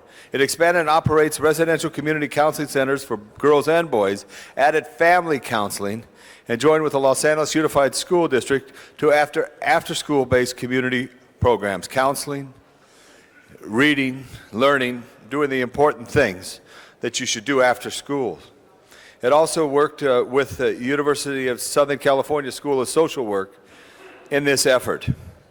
It replaced residential homes with a network of outreach offices to provide center-based and in-home services, and developed strong relationships with Los Angeles universities and colleges for practical field training for social work and counseling of students, social work and counseling of people. And I think that's one word that we haven't. We talk a lot about public safety a lot, but social work is such an important aspect, and this organization has been doing it for 80 years, and it's so important. That's why I'm glad to honor them today with my colleague Jan Perry. They have a staff of over 170 dedicated professionals for family strengthening guidance and counseling for almost 20,000 children, teens, families annually. Now on behalf of the great City Council of Los Angeles in this grand city hall, I therefore commend El Nino Family Services Centers for its 80 years of dedicated service to serving the county of Los Angeles. And please give them a great round of applause. And if I could call Liz Herrera, the Executive Director, and Stuart Benton.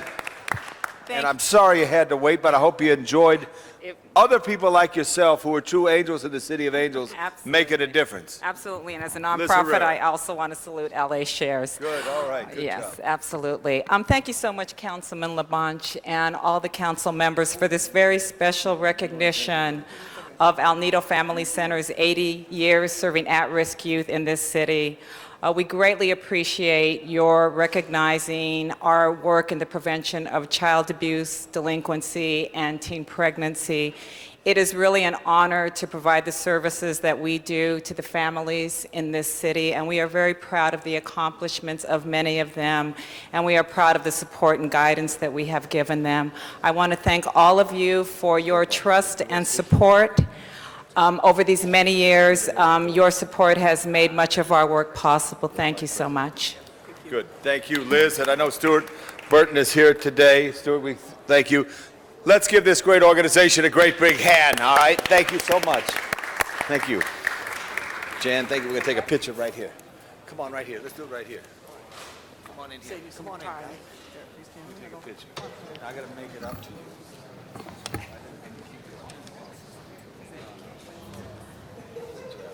We're okay. Mr. Labange, did you have another presentation, or is that it? Okay, that concludes our presentations, and we are now able to go back to those items on the agenda that had been called special. Mr. Clerk? Madam President, do you wish to take the public comment period at this No, time? let's go through the two special items. They are, well, The first item was item 40, and that was called special in as much as there was a card from the public. all right. I would like to recognize Mr. Cardenas before we call on the cards. Mr. Cardenas? Thank you very much, Madam President. This is a very important item. This is a milestone for the City of Los Angeles to have the Department of Water and Power commit in writing an MOU to go out to all of the neighborhood councils throughout the City of Los Angeles and share with them why, what, where, when, and how much when it comes to issues facing our great city and the Department of Water and Power. Let me clarify a few things. It appears that Dunn has let the neighborhood councils know something along the lines that when the neighborhood council 245 is an item, that is an opportunity to veto that item. Fact of the matter is this: the 245 was not exercised for purposes of vetoing, at least on my part, and I was the one who did it.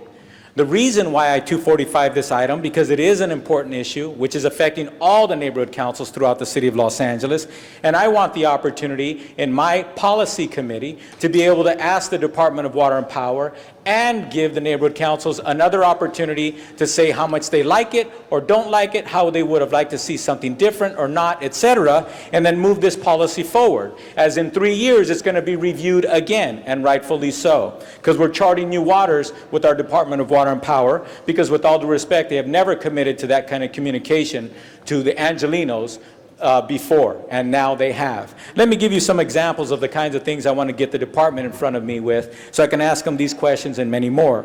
Why is it that less than 40 neighborhood councils have signed on to the MOU? Why not more? What kind of outreach was done to include more neighborhood councils in the drafting process? How were the participants recruited? Is this document reflective of the city and the neighborhood council systems? How are we going to deal with neighborhood and homeowners associations as well as neighborhood councils? Those are the kinds of things that I think we deserve to hear in a public forum on the record from our Department of Water and Power. And another thing as well, I try to hold my hearings in my committee very seriously and diligently. And one of the things that I've committed to all of the departments that come before me is that I will bring you here, and sometimes we're going to be kind of upset and it's going to get kind of heated. But at times, things are going to happen where maybe we can actually say, you know what, you did a pretty good job, or not. And say, thank you for your diligence. Thank you for moving forward. Thank you for thinking out of the box. Maybe that's what happens after this 245 if it goes through and we hear it in my committee. So I want to make it very, very clear. I'm happy and glad that the Department of Water and Power has put together this MOU and it's been put forth. As a councilman, I have a responsibility to make sure that when issues like this occur, and many discussions happen in my committee before today on this very issue, we need to wrap it up properly, in full view of the public, and do it in a way that's only going to cost us another week of time, above and beyond the other committee that's going to hear it next week anyway as well. In addition to that, what I'd like to promise all of you, please come to my committee, come to the Commerce Policy Committee, and continue to advocate for what you want and what you wish, and continue to tell us how we together need to hold the Department of Water and Power accountable.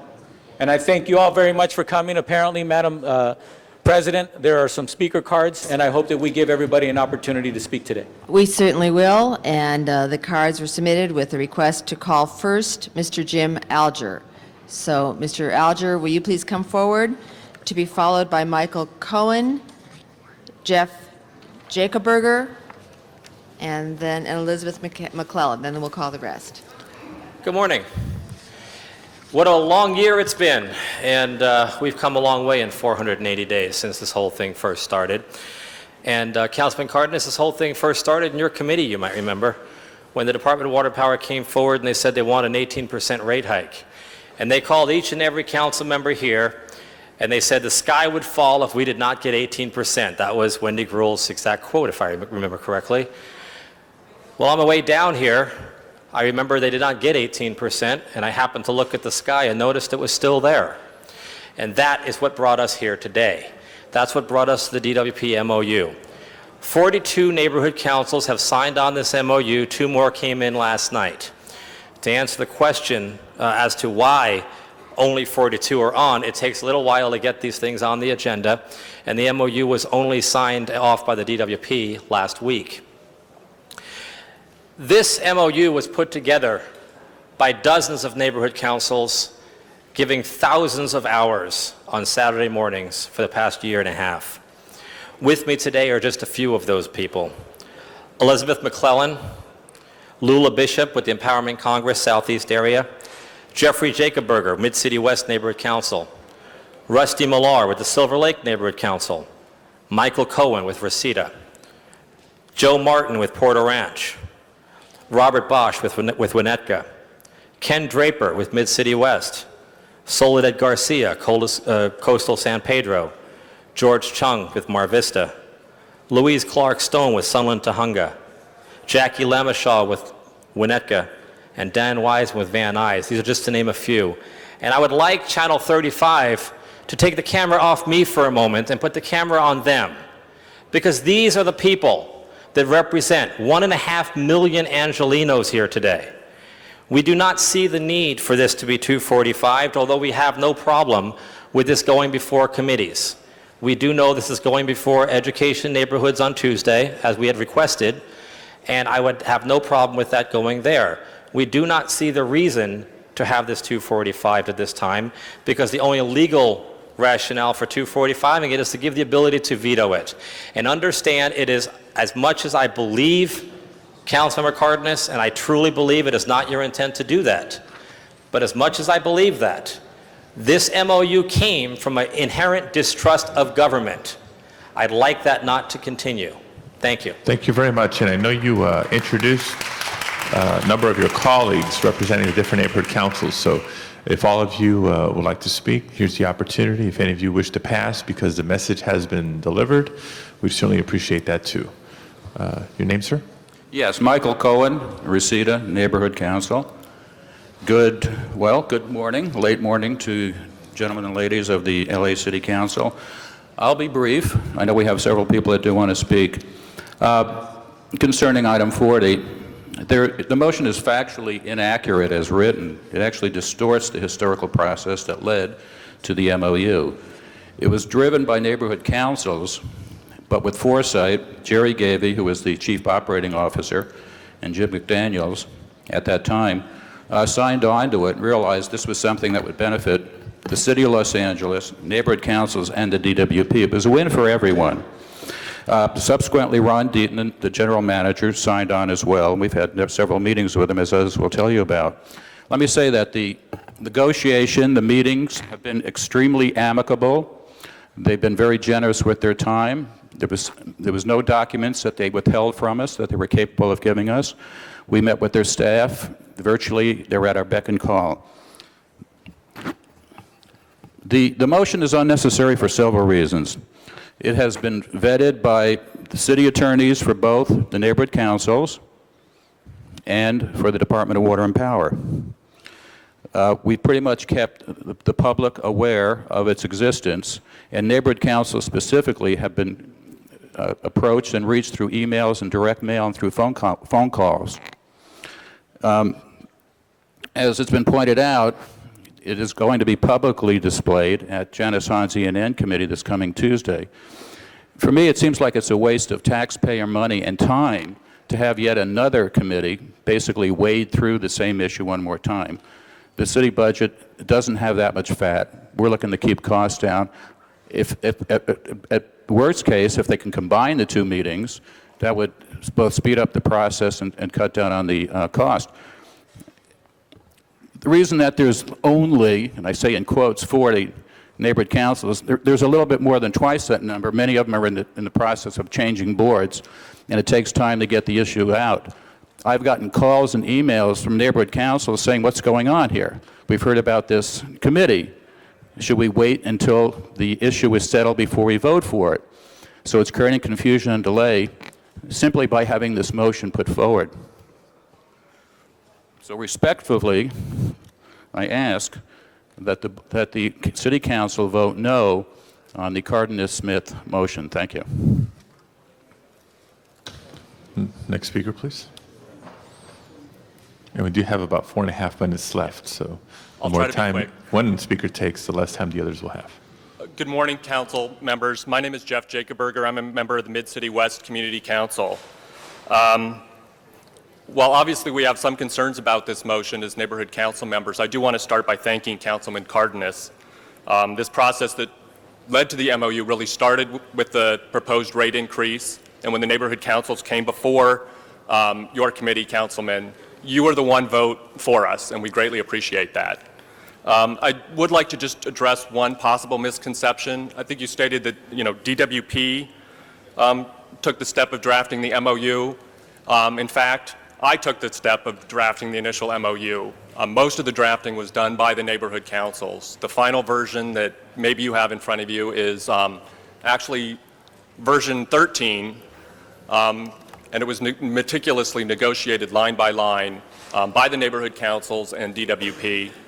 The Neighborhood Council Task Force includes attorneys and also people with a little less education but a lot more common sense.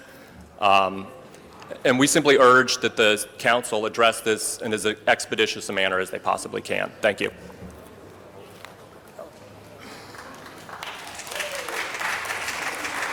I'm Louise Stone from Sunland Tujunga Neighborhood Council.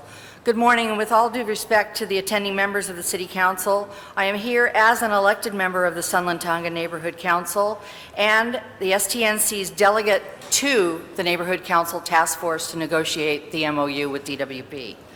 It is my hope that each of you will listen to me and hear what I have to say. Today is day 480. This has not been a quick process. This has not been a painless process. At the February 3rd, 2004 hearing, when this all started at the CENR meeting, 6 neighborhood council representatives were present and 12 spoke in opposition to the LADWP's request for a rate increase.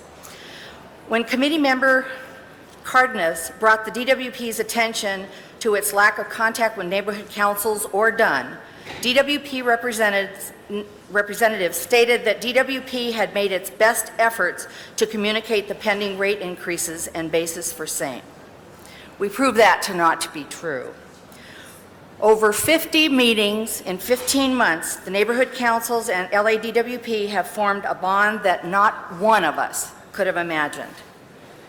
Never again will any rate change or any significant change in the operation of the LADWP take place without the voice of neighborhood councils being heard.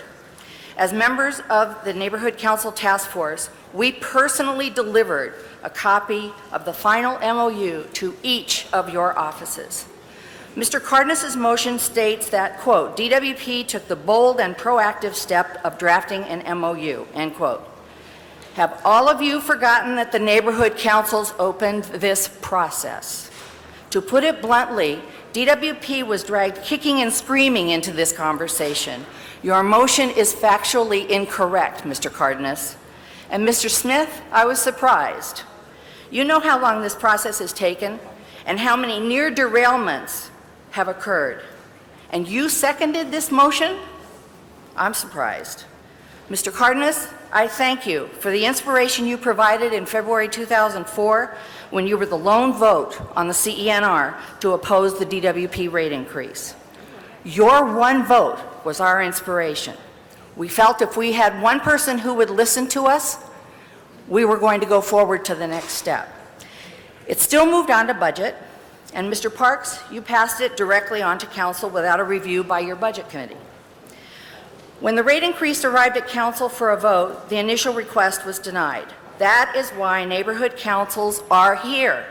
We are proud of this MOU. It was vetted by officials at the DWP, the Board of Water Commissioners, and the City Attorney's Office. Delaying the implementation of this MOU is totally contrary to the heart and soul of this document. To say this transparency should have happened a long time ago is moot. Please do not delay it any longer. Good morning, City Council members. I am from South Los Angeles, and never in my wildest dream did I think that this many people from such a broad array of the city could come together and have so much fun. Let me tell you something, Mr. Cardenas. This has been an unprecedented kind of group. We have worked together so good. Even if we had never gotten an MOU, it was worth the journey. I met folk and dealt with people that I never thought I'd ever see. Isn't that what the charter framers had in mind when they said there should be citywide neighborhood councils? We have done that. We have magnified what the city charter told us to do. And so we are here today for what? That's my question to you, Mr. Cardenas. Why are we here? I don't think you got the picture of what happened here. This is something that never happened in the history of this city. It would probably never happen again on this perspective because we don't never have to do it again. But we have done a wonderful thing. And if this city council is going to do anything, Mr. Hahn, I know you agree with me. You all should thank us for doing what the city charter told us to do and doing it with such class. Ask the DWP. We have class, folks, and you all ought to be proud of us. Good morning. Monica Harmon. I'm a community member. I don't belong to a neighborhood council, but I'm here to support my dear friends who work tirelessly, has spent many, many hours on a Saturday. In fact, one Saturday I was going to meet them. It was 6 hours. They had been meeting on a Saturday and they weren't done. So because of this group, they fought DWP for us, the taxpayers and the community members, not to get an 18% tax hike. That's a power of the people. And we've never had the power of the people, in this city. So I would urge you, to support them, the work that they've done. I know what you want to do, Councilman, but, they've worked hard on this, their valuable time taken away from their families and their children for us, the taxpayers. So please understand and please support them.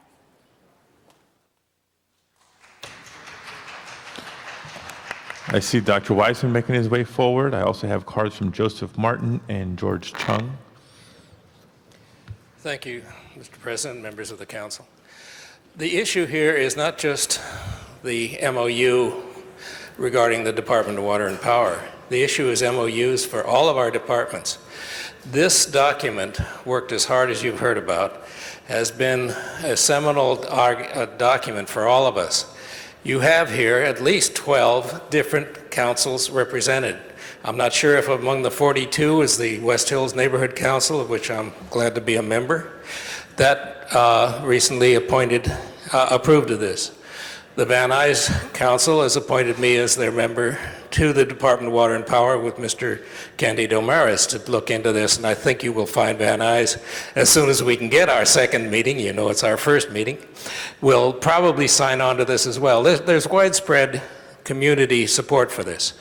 Without taking any more of your valuable time and ours, I do encourage you to reject this motion because there need be no further obstruction to the process of the neighborhood councils coming forward, advising you. This is one of the best examples we've ever been able to bring to this wonderful horseshoe about how neighborhood councils can advise a major department. I'd love to hear from Mr. Deaton, who I see is in the room on this issue, because if we can argue successfully and get Mr. Deaton to do something, you who've had a much longer experience with the good Ron, should, I think, appreciate what has just happened. Thank you. Good morning. My name is Joseph Martin. I'm from the Porter Ranch Neighborhood Council, and Also, I come from an area that about 64% of the people voted for secession. When when the original rate came up, I got 1,104 emails about it from my constituents as a member of the neighborhood council.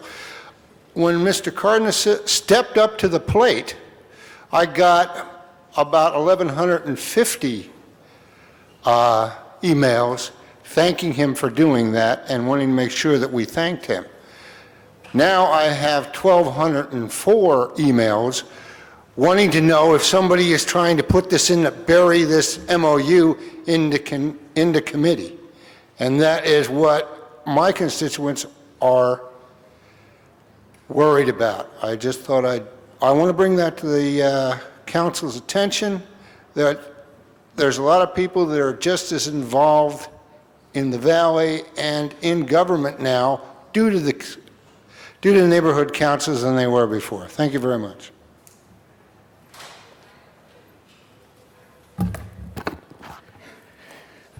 Good morning, gentlemen and ladies. My name is George Chung. I'm a board member of the Mar Vista Community Council. First, I want to thank Mr. Greg Smith and Wendy Gruhl for passing the motion last year to have the DWP audited prior to any rate increases.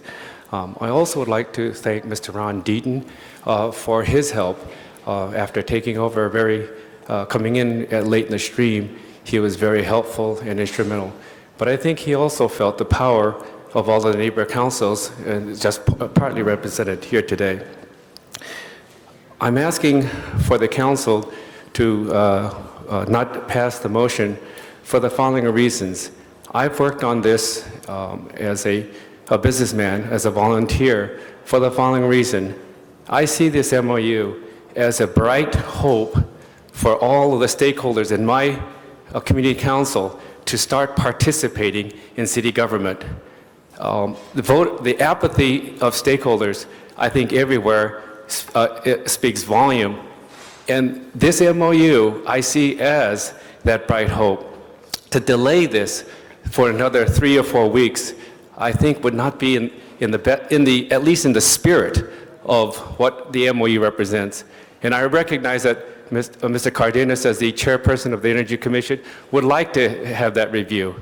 I would like to at least, if you would, at the very worst to us, combine the Energy Committee meeting with the Education Committee so that at least we can proceed. We are on their agenda, we're scheduled, we'd be more than happy to answer any and all questions. But I plead with you, because it's very difficult with neighborhood council because of the agendas, and then if questions start arising, well, what's happened? Did the city council kill this MOU? We don't need that, please. I plead with you to at least let us go forward. Thank you.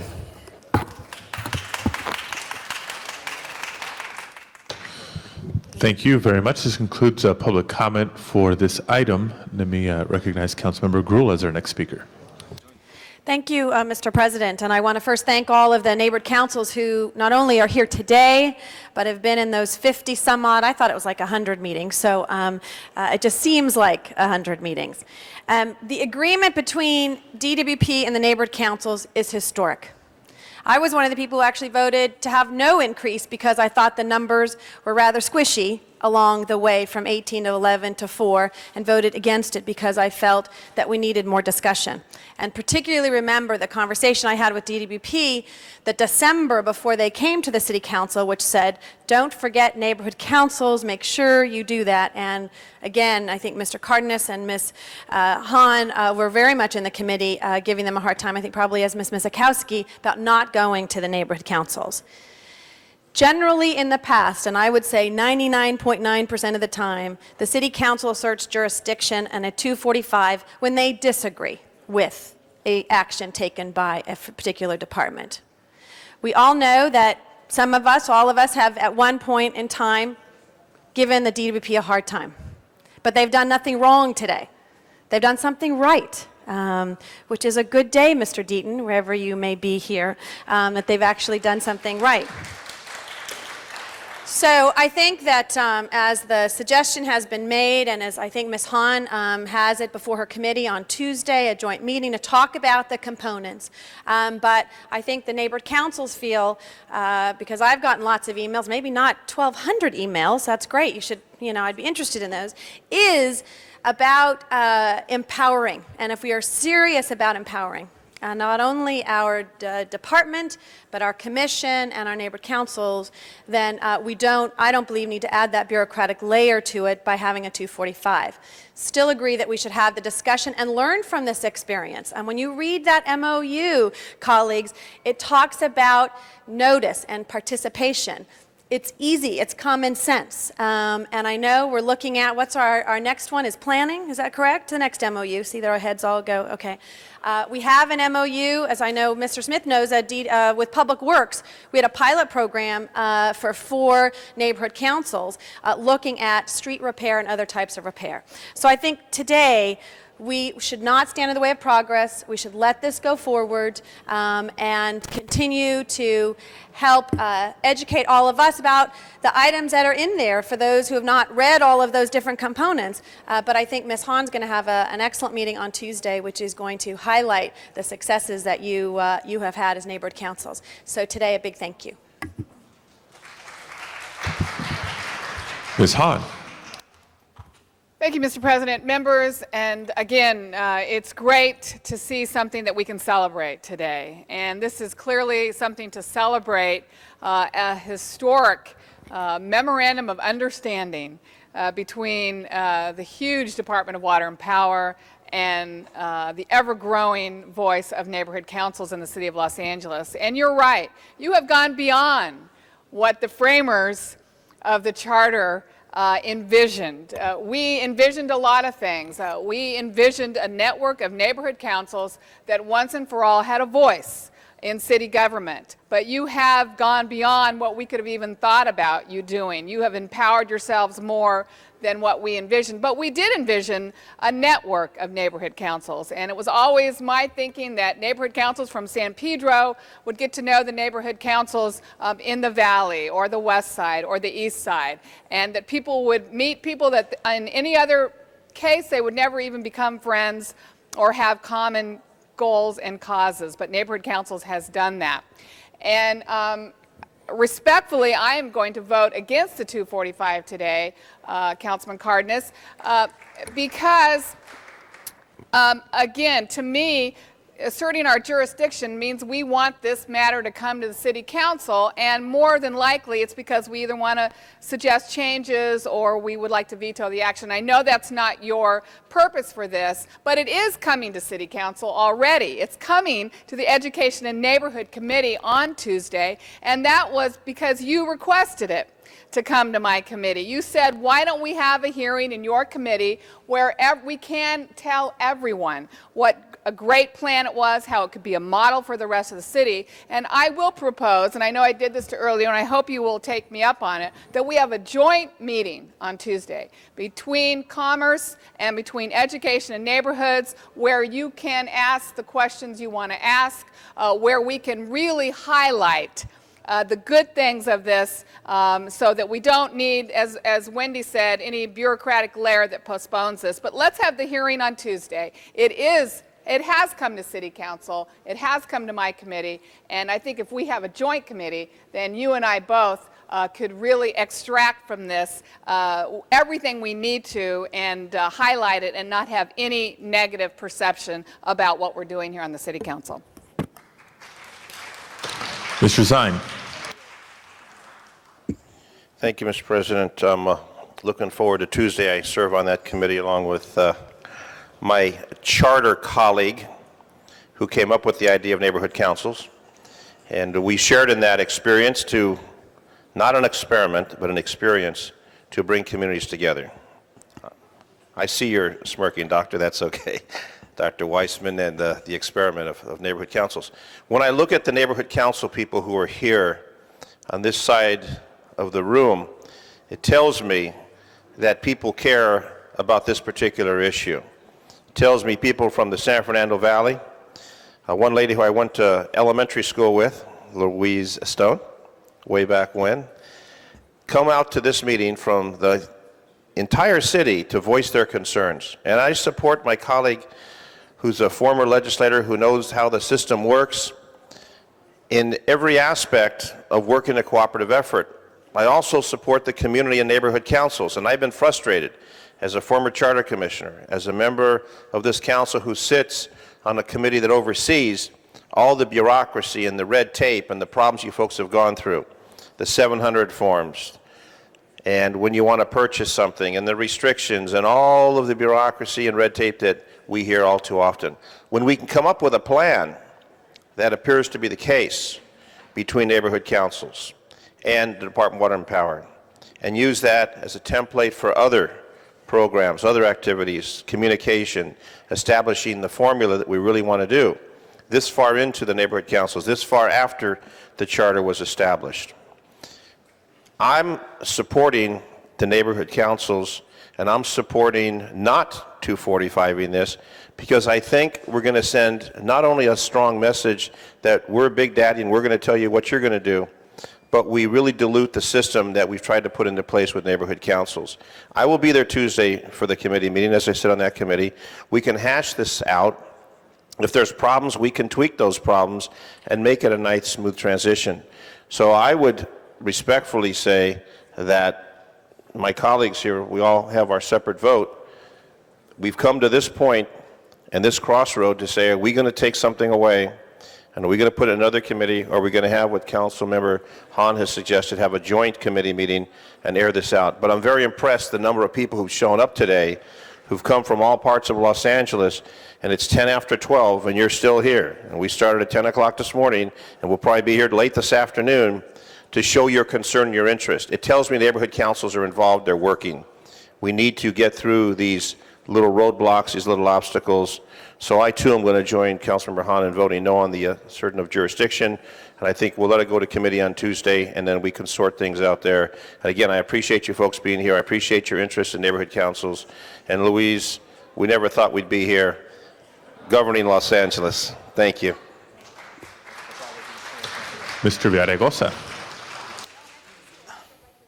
First of all, I don't question at all the intentions of Councilmember Cardenas, because it's been chronicled here. He was the first person to question the rate hike in his committee, the first person to ask the tough questions. It was he who came to the council afterward and raised the issue of why are we supporting an 18% hike, which is why many of us ended up opposing it, and it was reduced to 11%. So I have a question for the Councilmember Cardenas. Is there a way for, I mean, this is already going to committee, neighborhoods, Education and Neighborhoods Committee. I think your committee meets Tuesday as well. Is there a way for us to pass this, have it go to your committee and go to our committee as well, review it? If there are concerns, or if we want to improve upon it, you know, those concerns could be aired out. I'll answer that. I get what you're saying. I push my button, and the next time I speak, I'm going to be withdrawing it. And I agree, and as I did with, hold it. As I agreed with Janice Hahn that her committee should hear it. It's just a technical matter of the item will not be formally in the committee. It will be discussed as a matter of discussion, but it won't be in the committee like a 245 would have. So I'll give you those details in a few minutes. But yes, I understand what you're getting at, and we're going to get there. Well, on my own time then, sometimes these things need to be discussed and, you know, debated.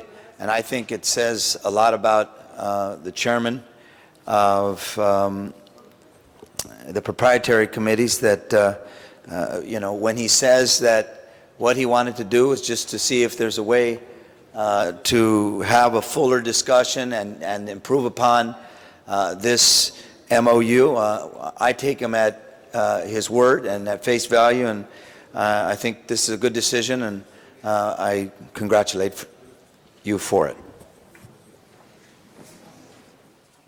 Mr. Labange. Thank you very much, Mr. President. Just as we talked about the 11% raise. It's an investment in the infrastructure, which I supported. But the year work is an investment in the infrastructure of the process of community. And Jerry Gawey, since retired, is a man of great integrity. And if he could craft this and work and change that culture a little to open up their arms so that they listen to people, and to hear people from the south side talk about people from the valley in a nice way, and to hear people from the east side talk about people from the west way, that's worth it. So this is a very important thing that we have done by watching you work. So I think it's important to have some joint meeting if both committees want to meet, but all your work has been done. So I support it. I vote no on what's before me unless it's withdrawn and I have to vote a different way. But I thank you for your much of your time, because this investment in the infrastructure is so important to understand the role that each of these departments play, but especially water and power, which makes this city run. Thank you very much. Ms. Miskowski. Thank you, Mr. President. I think it's useful for both us and the neighborhood councils are here to see a little bit of how the process works. One of the things that I think Dunn had done in talking about this and saying 245 is the authority that the council has to perhaps veto an action by an entity that it otherwise doesn't control, that put a very fear and a spin on this that I think was unfortunate, because it was very clear when Mr. Cardenas adopted this and had Dunn told you there are occasions when there is something called a friendly 245.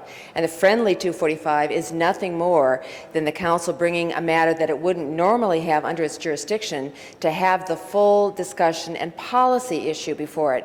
What Ms. Hahn is going to have is a presentation, and the presentation of all the hard work that you've testified to today and the many, many months and many, many Saturdays and many, many hours will be presented in terms of how you got there and how you evolved. And I think that we, as we've now heard from Mr. Cardenas, that we can do this together is appropriate. But from the policy side of it, had a 245 come forward, not vetoing it, but perhaps putting to the DWP a higher test and a higher threshold, and perhaps then using it as a directive to say, to go out to other departments saying, this is how this department has done it, here's how other departments might look at it. It had and has more heft and weight and seriousness if the matter is before the council under 245 as a policy matter. Having said that, I think because of the good faith and the concern that the neighborhood councils have said, we've heard that Councilman Cardenas is going to withdraw it as a policy matter under the 245, and we will have the presentation. It means it's a little bit of a higher hurdle if we really want to put those other directives out there, but I think together, working together, we will be able to find that. And I, too, appreciate not only the effort of your being here today, but more importantly, the effort with one of the departments that, as you and we all know here, has been somewhat recalcitrant in the past of dealing with the public, engaging the public, and that we are here today on a new day where DWP, with our neighborhood councils, may be the first of the departments to really forge the new democracy, and the new participation is a credit to both you and the department. And I think we all do have to remember, we got here by way of Councilmember Cardenas blowing that whistle on that first rate increase to say it wasn't done well, it wasn't done right. So I very, very much appreciate his passion and commitment to keep this as a policy matter in front of the committee that helped lead this path. But I think today we are able to forge the way that all of us are comfortable and can move forward, because it is a new day in Los Angeles. Mr. Ludlow. Thank you, Mr. President. I just wanted to rise and also thank the chairman for his leadership on the issues. The decision that you've made here today, I know, is one in the spirit of trying to ensure that everybody moves forward.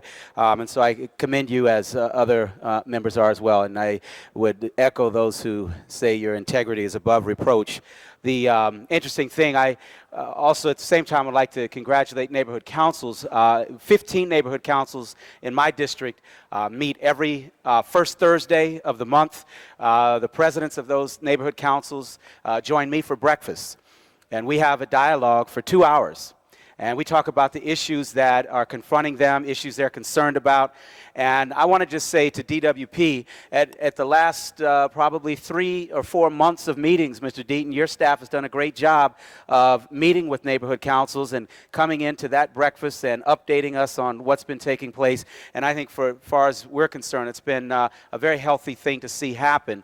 And so I think it's important to, thirdly, remind everybody that it's interesting, on this flag here, the city of LA, 1781, in the 230-odd years, this body is far from perfect. And neighborhood councils have only been around for about 3 of those 230 years, and by God, this process is far from perfect either. And so I think the fact that the chairman wanted to take a look at this was a wise thing. It's also one of those things that you all obviously check us at what we're doing, and so we're kind of evolving into a new dynamic that no one else ever in the history of the city has ever had to deal with. The power of neighborhood councils being invested in the city charter, the power vested in the city council in that charter, and how we coexist. And so I think today is a real step forward for humankind in the spirit of community advocacy. And so, Chairman Cardenas, thank you so much for your leadership. I appreciate your decision on this.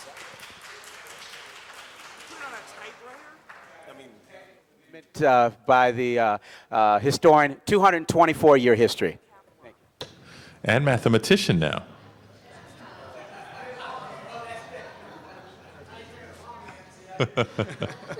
Mr. Parks. What's that? No, I was just looking for Mrs. Hahn. I just had one request, and this is something that comes up all the time out in the district as far as dealing with neighborhood councils, is that if we can find a way to include the legitimate homeowner groups, the chambers, because they believe they have as equal a right to have input, and they feel ignored most of the time when almost all of the issues go and say neighborhood councils versus someone else.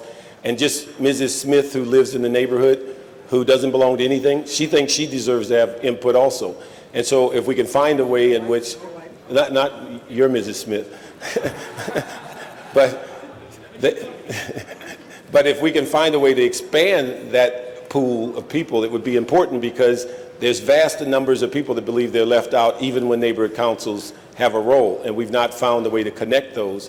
And I think that's important to look at, because the chambers and everyone else that we go to are equally important to have their view heard and their message as part of this. The other Mrs. Smith. Mr. Garcetti. Thank you very much, Mr. President. I think much has been well said already. I did want to thank specifically the Silver Lake Neighborhood Council, because they were very involved. And I know that could be a slippery slope, because then you're going to get 15 council members giving shout outs to specific neighborhoods, but I wanted to thank them for early on being a part of this. And it brings up some wider issues too, which I know Jason Lyon, other people have brought up as well, about where neighborhood councils can fit into the policy arena officially. And I think one of the things we're seeing today is some of the warts and growing pains of figuring out how to do that in a way that still allows people who don't know about neighborhood councils but might only come to City Hall, and vice versa, people who are only doing neighborhood stuff and never come to City Hall, to all be a part of that process, and to figure out a way to do that without bringing the gears of government to a halt.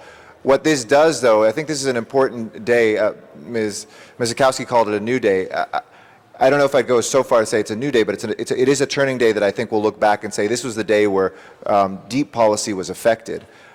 Is it perfect right now? All of us can agree no. It's definitely not perfect, and some of that was reflected, and I think Mr. Cardenas, who I spoke with privately, is 100% absolutely committed and ecstatic about this agreement. I mean, he has said that, and you should know that, and his idea behind the scenes is making sure, how do we, and I think we all feel that around here, how do we all make sure that things don't skip any of us? As much as you feel you don't want things to skip the neighborhood council level, we too want to make sure that that's brought officially into the city council level, so that it becomes a seamless pipeline of government. And that, I think, should be our goal today. So this is a giant step towards that. But looking at the warts and how we kind of get rid of some of them and figure out on the next big issue, and there's already 10 that are on the table today, How do we let those voices come forward? How do we make sure enough of the neighborhood councils are touched? Because you can have a great coalition of 15 neighborhood councils, and that blows our socks off when 15 neighborhood councils can get together. We still know that that's a small minority of the 80-plus neighborhood councils that are out there. So how do we make that happen in a way that really gets those issues in a deep way to wash over both city halls and then the neighborhood council meeting places as well? But congratulations to everybody who's been a part of this.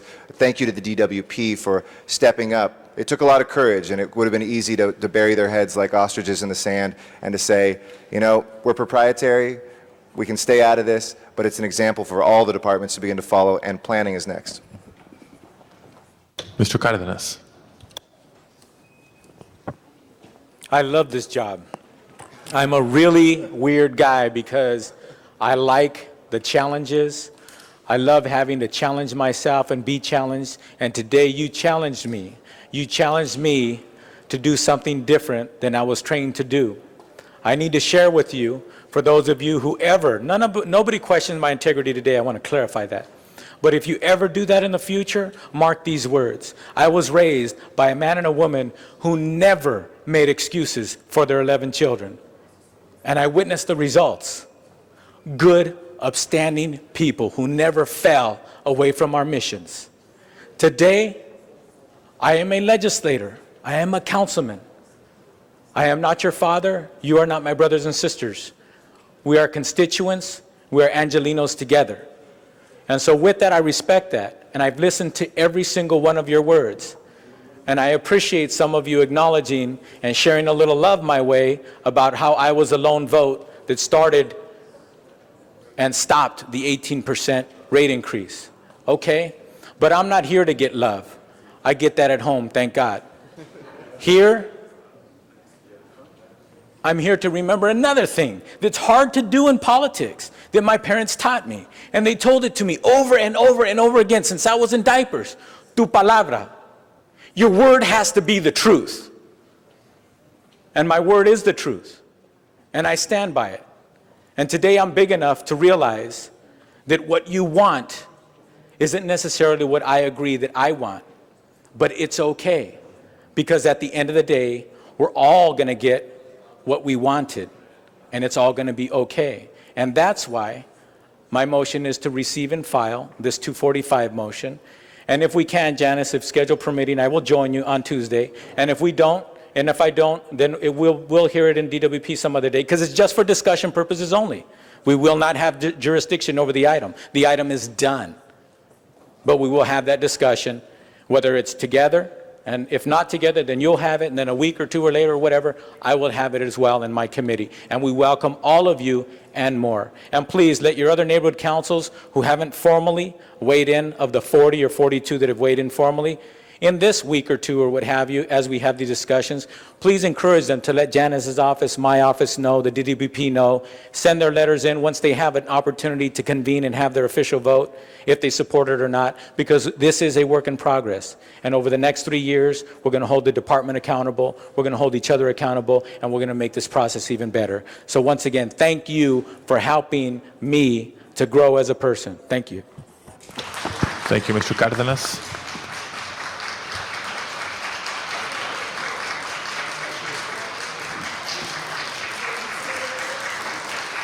I believe that was a motion to receive and file this item.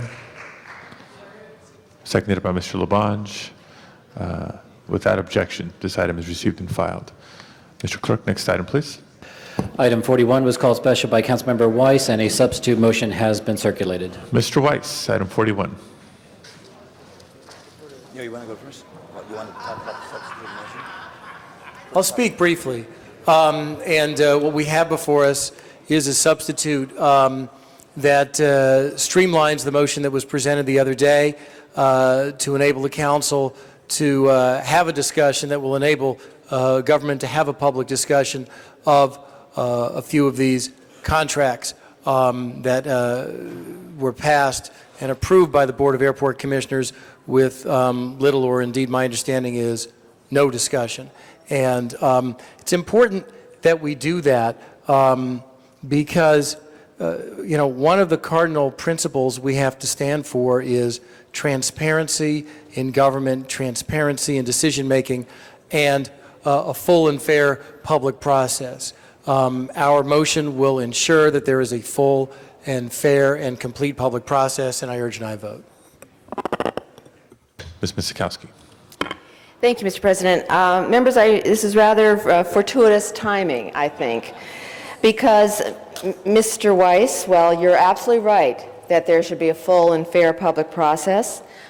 Our charter, our constitution, our laws require that there be a full and fair public process.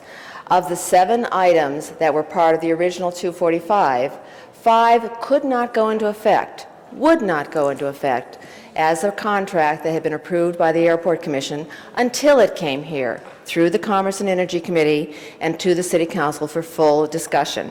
So the original motion wasn't necessarily streamlining. It was 245ing something that wasn't legitimately a 245 because a 245 is for something over which we have no jurisdiction.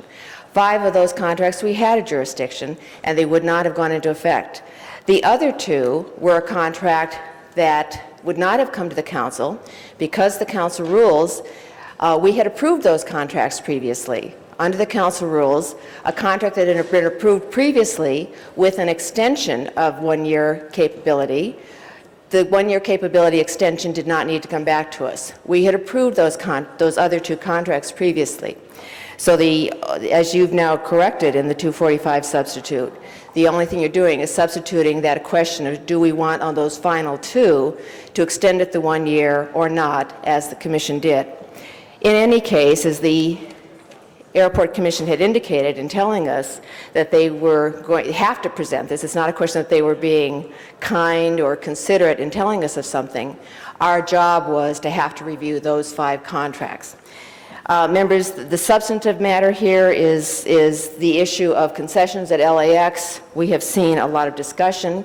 In fact, a year ago, one of them, Java, was a contract that we did have come for discussion here because the Java contract had been allowed to be extended at that time for 9 months, which we looked at, in contradiction to another contract that had been before the Board of Airport Commission at the same time for more money and a longer period of time.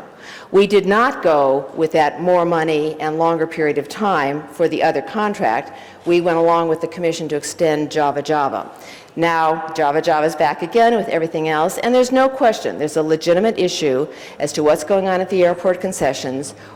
When we were told, both the Board of Airport Commission and ourselves, that by this time we would have had an RFP on the street, we would be looking at not only quality and economic return to the city, but also the other issue, Lane and the New Economy did a report, 2003, called a report card on the benefits, working conditions, and other things going on at LAX concessions.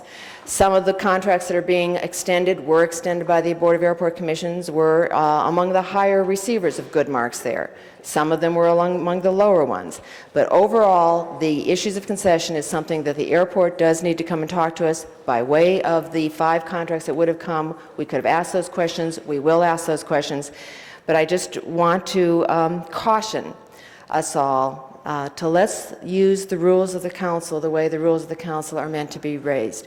The 245 initial motion that had been brought in was inappropriate because it was using a mechanism that was not appropriate. It was not right. Technically, all those 5 contracts are not good contracts until we look at them as a policy. They would come to Commerce Committee, and as we know, Mr. Cardenas holds a very, very tough Commerce Committee, particularly when those proprietaries come in on contracts.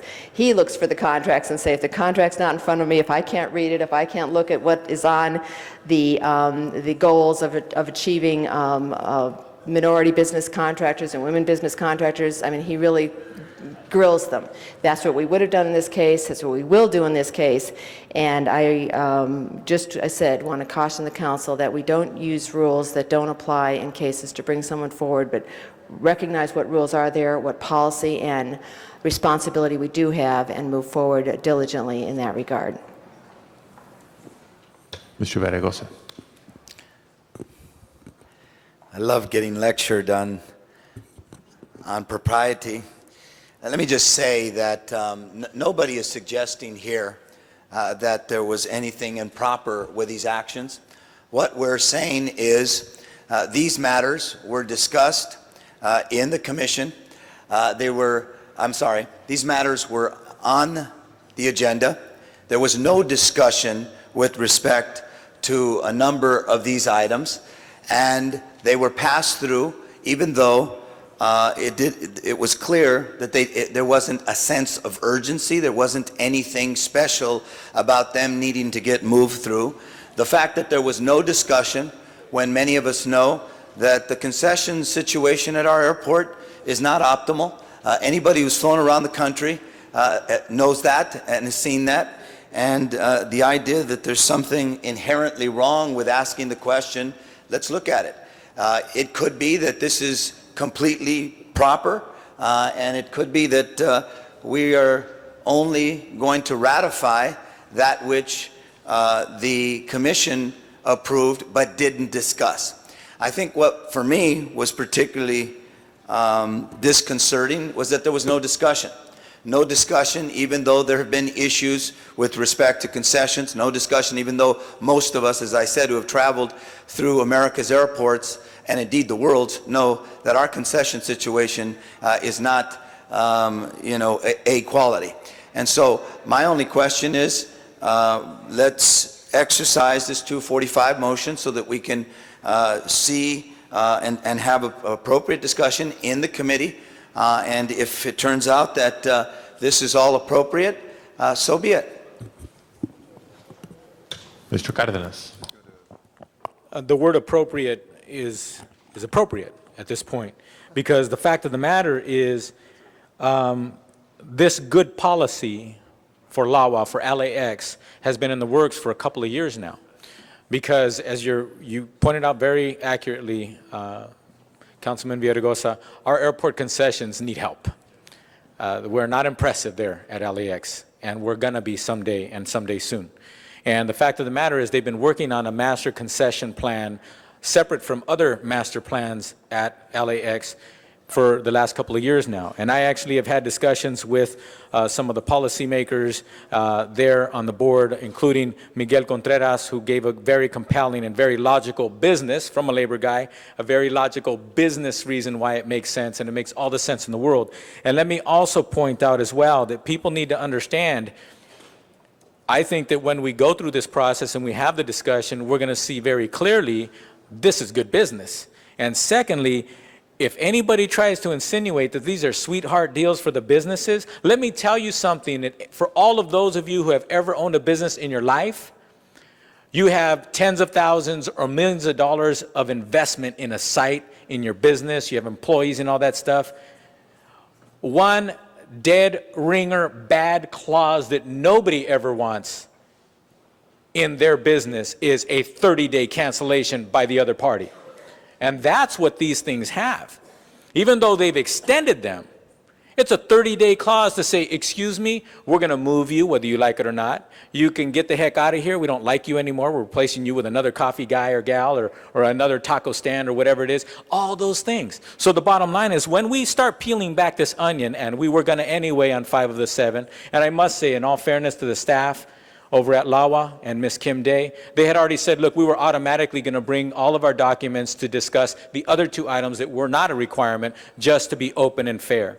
The fact of the matter is, the fact that the board didn't discuss or not, from my vantage point, because I've been on this issue as chairman of the committee and talking to Mr. Miguel Contreras and others, is that this policy's been in the works, and maybe they were just tired that day. I don't know. But the bottom line is, it's been in the works. We're going to see that it's excellent, good policy to line up all these things. And from the airport's vantage point, we are going to have a nice master plan for concessions, and one of the key ways in which we can do that is making sure that all the concession agreements line up at the same time. And let me give you one simple, quick example. If you have a coffee shop that doesn't fit there anymore, but they have another year to go, and then you have another concession, maybe a bookstore that should go in that spot, then you just stop the bookstore for another year because you can't do the swap or movements because one still has the right for another year. And you know what? If you do move them, that's bad policy, because you know what the concession is going to say? Okay, you can move me. How much are you going to pay me? $100,000? $1 million? Because I have the right to stay? That's the kind of policy discussions that occur. It's unfortunate that didn't happen on the day that they passed these policy matters, but that is going to happen now. It was going to happen anyway. So be it. We have this 245. The discussion is going to be at hand, and we're going to see there's nothing underhanded. There's no favoritism here. It's just the way they've been having to do business at the airport for the last few years. It just came to a head just a few days ago. Other members of the council wishing to be heard on this item? Mr. Parks. Thank you, Mr. President. I just have a question to the city attorney, and I was somewhat confused. Mr. Sikowski was saying on the issue of exerting jurisdiction. If we exert jurisdiction, are we then acting as a commission would evaluate the contract as opposed to a council that's agreeing or disagreeing with their decision? On the two contracts, you're acting as an appellate body, in effect. On those 5 contracts, you're acting pursuant to Charter Section 606 because the contract's extension are over 5 years. So, and again, it would be as an appellate body also. So you'd be appellate on all 7? If council asserts jurisdiction on the 2, pursuant to 245. Okay. Mr. Parks, 5 of them come to us, 5 of them do not go into effect, cannot be a contract executed until the city council says so, 245 aside. And in that one, if we say we aren't going to sign this contract because of something, it goes back. That's not necessarily appellate, it's sort of the higher authority in the normal contract that would send it back. On the other one, we're appellate. The other 2 were appellate. The 2 that were not forthcoming. So, because I was under the impression that when we exerted our authority, that we looked at some, much like we do with referred powers, that we're acting as it relates to the commission. So we're always in the appellate review. It's whether to approve or disapprove the contracts. In the case of Charter Section 606 and in the case of Charter Section 245, those 2 contracts, it'd be whether to veto or approve the board's action. Okay, thank you very much. I'm pleased to see that the department is sending them over because they've not had a great track record in the last several months to years. And one of the concerns I have, and I think Ms. Sikowski brought it up earlier, I was concerned when I talked with her a while back that we had contracts that were, RFP came in, and it was basically put aside with the thought that they wanted a master plan. And we said, well, you knew you needed a master plan before you did the RFP. And so it was kind of confusing and also sent a strange message to those who applied, particularly when we have businesses, as some of them have contacted us, that have to make a living on how long the contract is and things of that nature. So my concern was in signing the motion is that we should have that airing. If they're going to come individually or independently, then that solves that issue. But I do believe that based on their track record, based on the prior RFP that was pulled back after people applied for it with the master plan in mind, I think it does require that extra scrutiny. So if Mr. Cardenas is going to look at those 7 and bring those to the council, I'm satisfied with that. Ms. Sikowski. Other members of the council wishing to be heard at this time?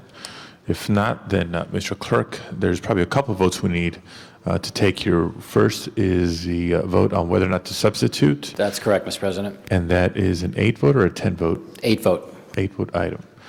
Please open the roll on whether or not to substitute. Please close the roll and tabulate the vote.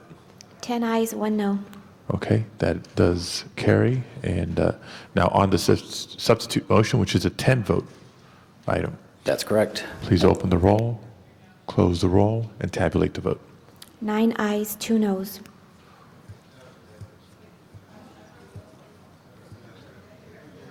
Okay, let's reopen the roll. Reopen the roll. This is a substitute motion that's now before us. Please close the roll and tabulate the vote. 6 ayes, 5 noes. Okay, that does not carry. Any other discussion or motions on this item? Members? If not, Mr. Clerk, next item, please. Mr. President, do you wish to take up the second special meeting? Yes, let's temporarily recess the regular meeting, and would you please call the roll on special meeting number 2 for today? Cardenas, Garcetti, Gruel, Han, Labange, Ludlow, Miskowski, Parks, Perry, Reyes, Smith, Villagosa, Whiteside, Padilla, 11 members present and a quorum. Thank you very much. The special meeting number 2 is now in session. First item, please. You have one item before you, and that's for which a public hearing has not been held. 10 votes are required for consideration. Okay, without objection, this item is before us today, and I do not have requests from members of the public to address the council on this item. Public hearing is open and closed. Members wishing to be heard on item 1 from special meeting number 2. Seeing none, let's open the roll on that item, close the roll, and tabulate the vote. 10 ayes. That is approved, and if that concludes special meeting number 2, let us now adjourn special meeting number 2, return to the regular meeting. And I believe we still have general public comment for our council meeting today. If we can put up a clock, please, and call forward Ricardo Espinosa, Federico Vargas, Manuel Garay, Remedios Zapata, Alberto Tlatoa, and Duke Russell when they're finished. Gracias por esperar.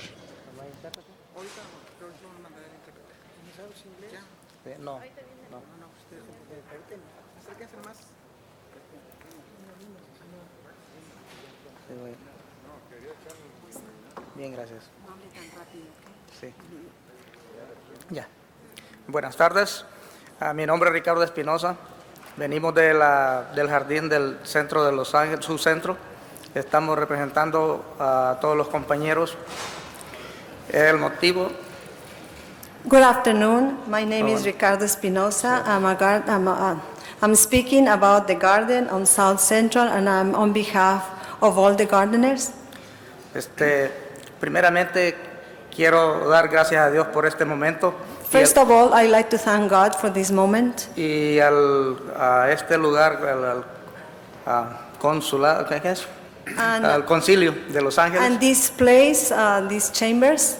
Para pedir por el jardín. To ask about this garden. Queremos pedir, de ser posible, we want to ask, if possible, que nos permitan cultivar en el jardín, to allow us to plant in this garden, pues diferentes verduras y legumbres. different vegetables. Nosotros somos una comunidad un poco grande, somos más de 100 familias. We are a large community. We are more than 100 families. Y queremos pues pedirle a la ciudad si es posible continuar por el tiempo indefinido. We like to ask the city to be able to continue for indefinitely time. Esto es todo lo que yo quiero decirles. Mi compañero va a hablar también y que Dios los bendiga. That's all I want to say. Here my partner is going to speak also, and God bless you all. Good evening, City Council members. My name is Alberto Catoa, a current East Los Angeles student. And the only thing my community demands is a green space for our children, which is ideal for them to learn our culture, a place for our elderly, and a safe place for our community. And that's all we're demanding. And for several months, we have coming to City Hall and preaching about the garden, and now the opportunity has presented. And we would personally like to extend an invitation to all of you to attend our special event this Sunday, April 17, so that you could visualize and see how this garden has united our community, how has it made us stronger, because South Central farmers are feeding family, and that is not a crime. And that's a necessity for my community. We want green space. Y aquí estamos y no nos vamos, and we hope to see all of you at our special event. Thank you. Thank you very much. Gracias. Okay, gracias. Is Duke Russell still here? Here we go.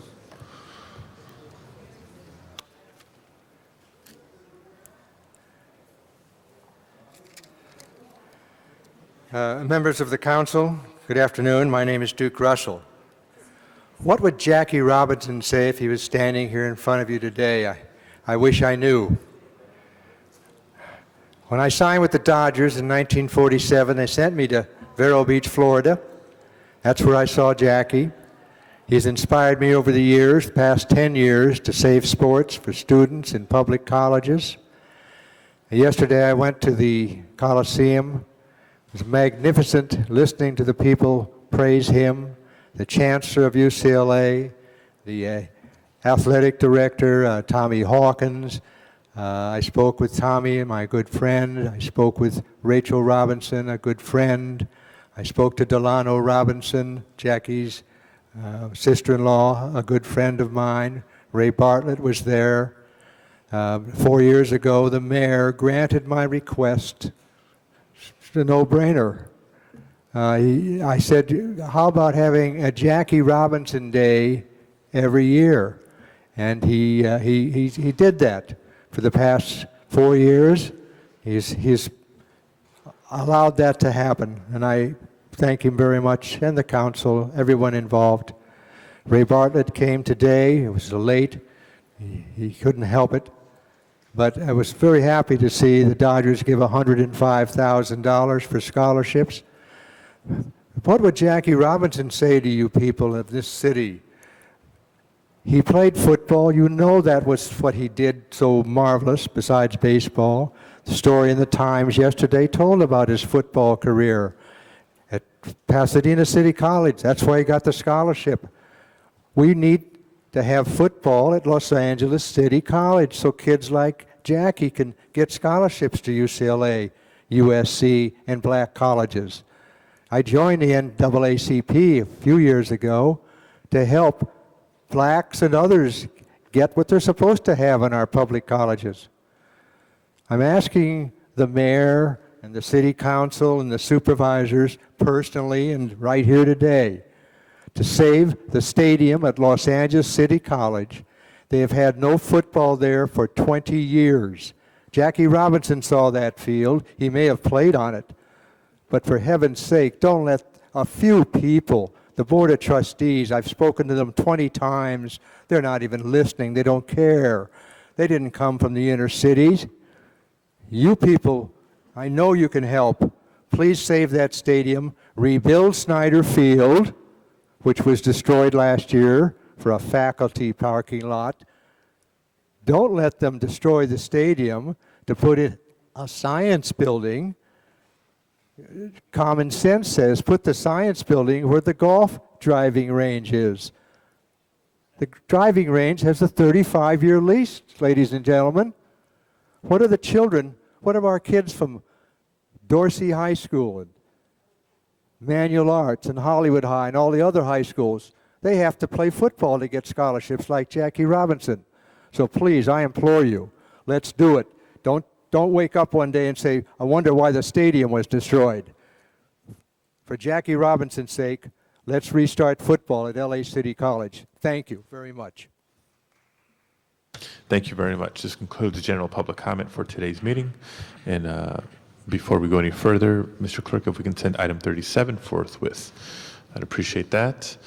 And let me ask you what our next item is. Council has motions for posting and referral. Motion shall be posted and referred. Excuses on the desk. Councilmember Garcetti requests to be excused Friday, April 22nd and Friday, June 10th for city business. A motion is required. Ms. Hahn moves. Mr. Garcetti is excused. Councilmember Hahn requests to be excused to leave at 11:30 on Wednesday, April 27th for city business. That meets council policy. Ms. Hahn is excused. Councilmember Reyes requests to be excused Wednesday, May 25th for city business. That meets council policy. Mr. Reyes is excused. And Councilmember Ludlow requests to be excused to leave at 11 a.m. on Wednesday, April 20th and Friday, April 22nd for city business. A motion is required.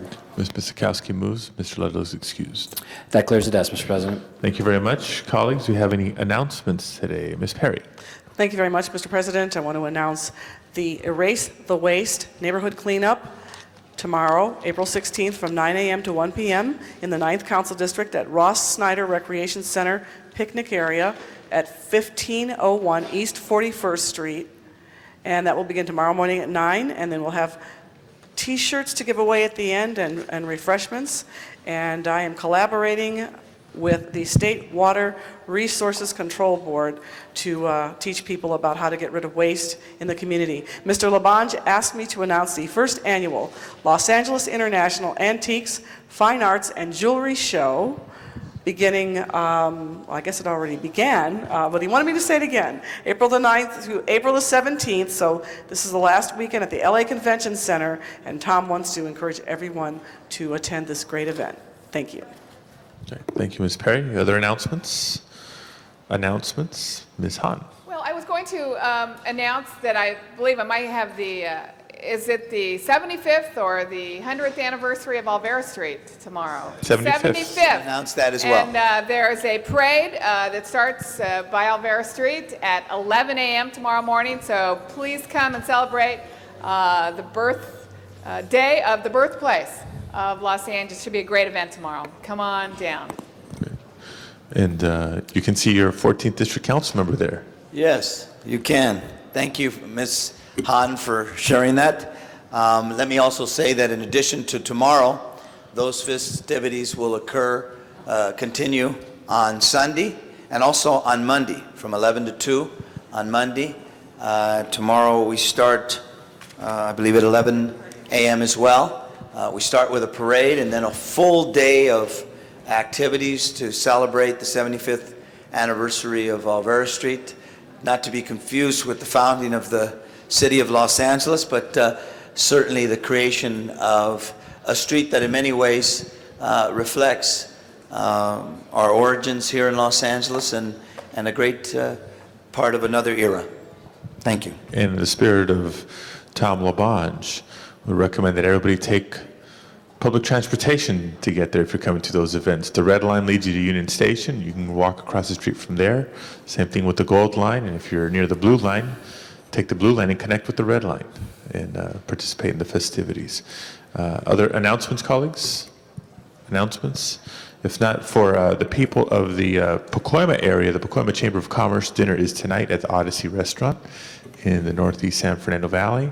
And tomorrow morning is opening day for Sylmar Park Little League at 9 a.m. also at Sylmar Park. If you're watching at home, come on out for some great activities. If I can ask everybody to please rise for adjourning motions.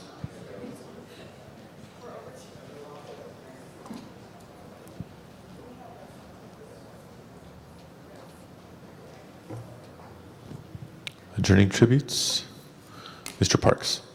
Thank you, Mr. President. I have one adjourning tribute on behalf of the Renee Ettinen family. Renee Ettinen was a long-term resident of Los Angeles, passed away Saturday, April the 9th, at the age of 72, survived by his wife, Pat, 8 children and 9 grandchildren. He recently retired from the LA Urban League as the vice president at fundraising after almost 20 years. His signature event was the Whitney M. Young Jr. Awards Dinner. In fact, last night was the first one he had missed in over 25 years.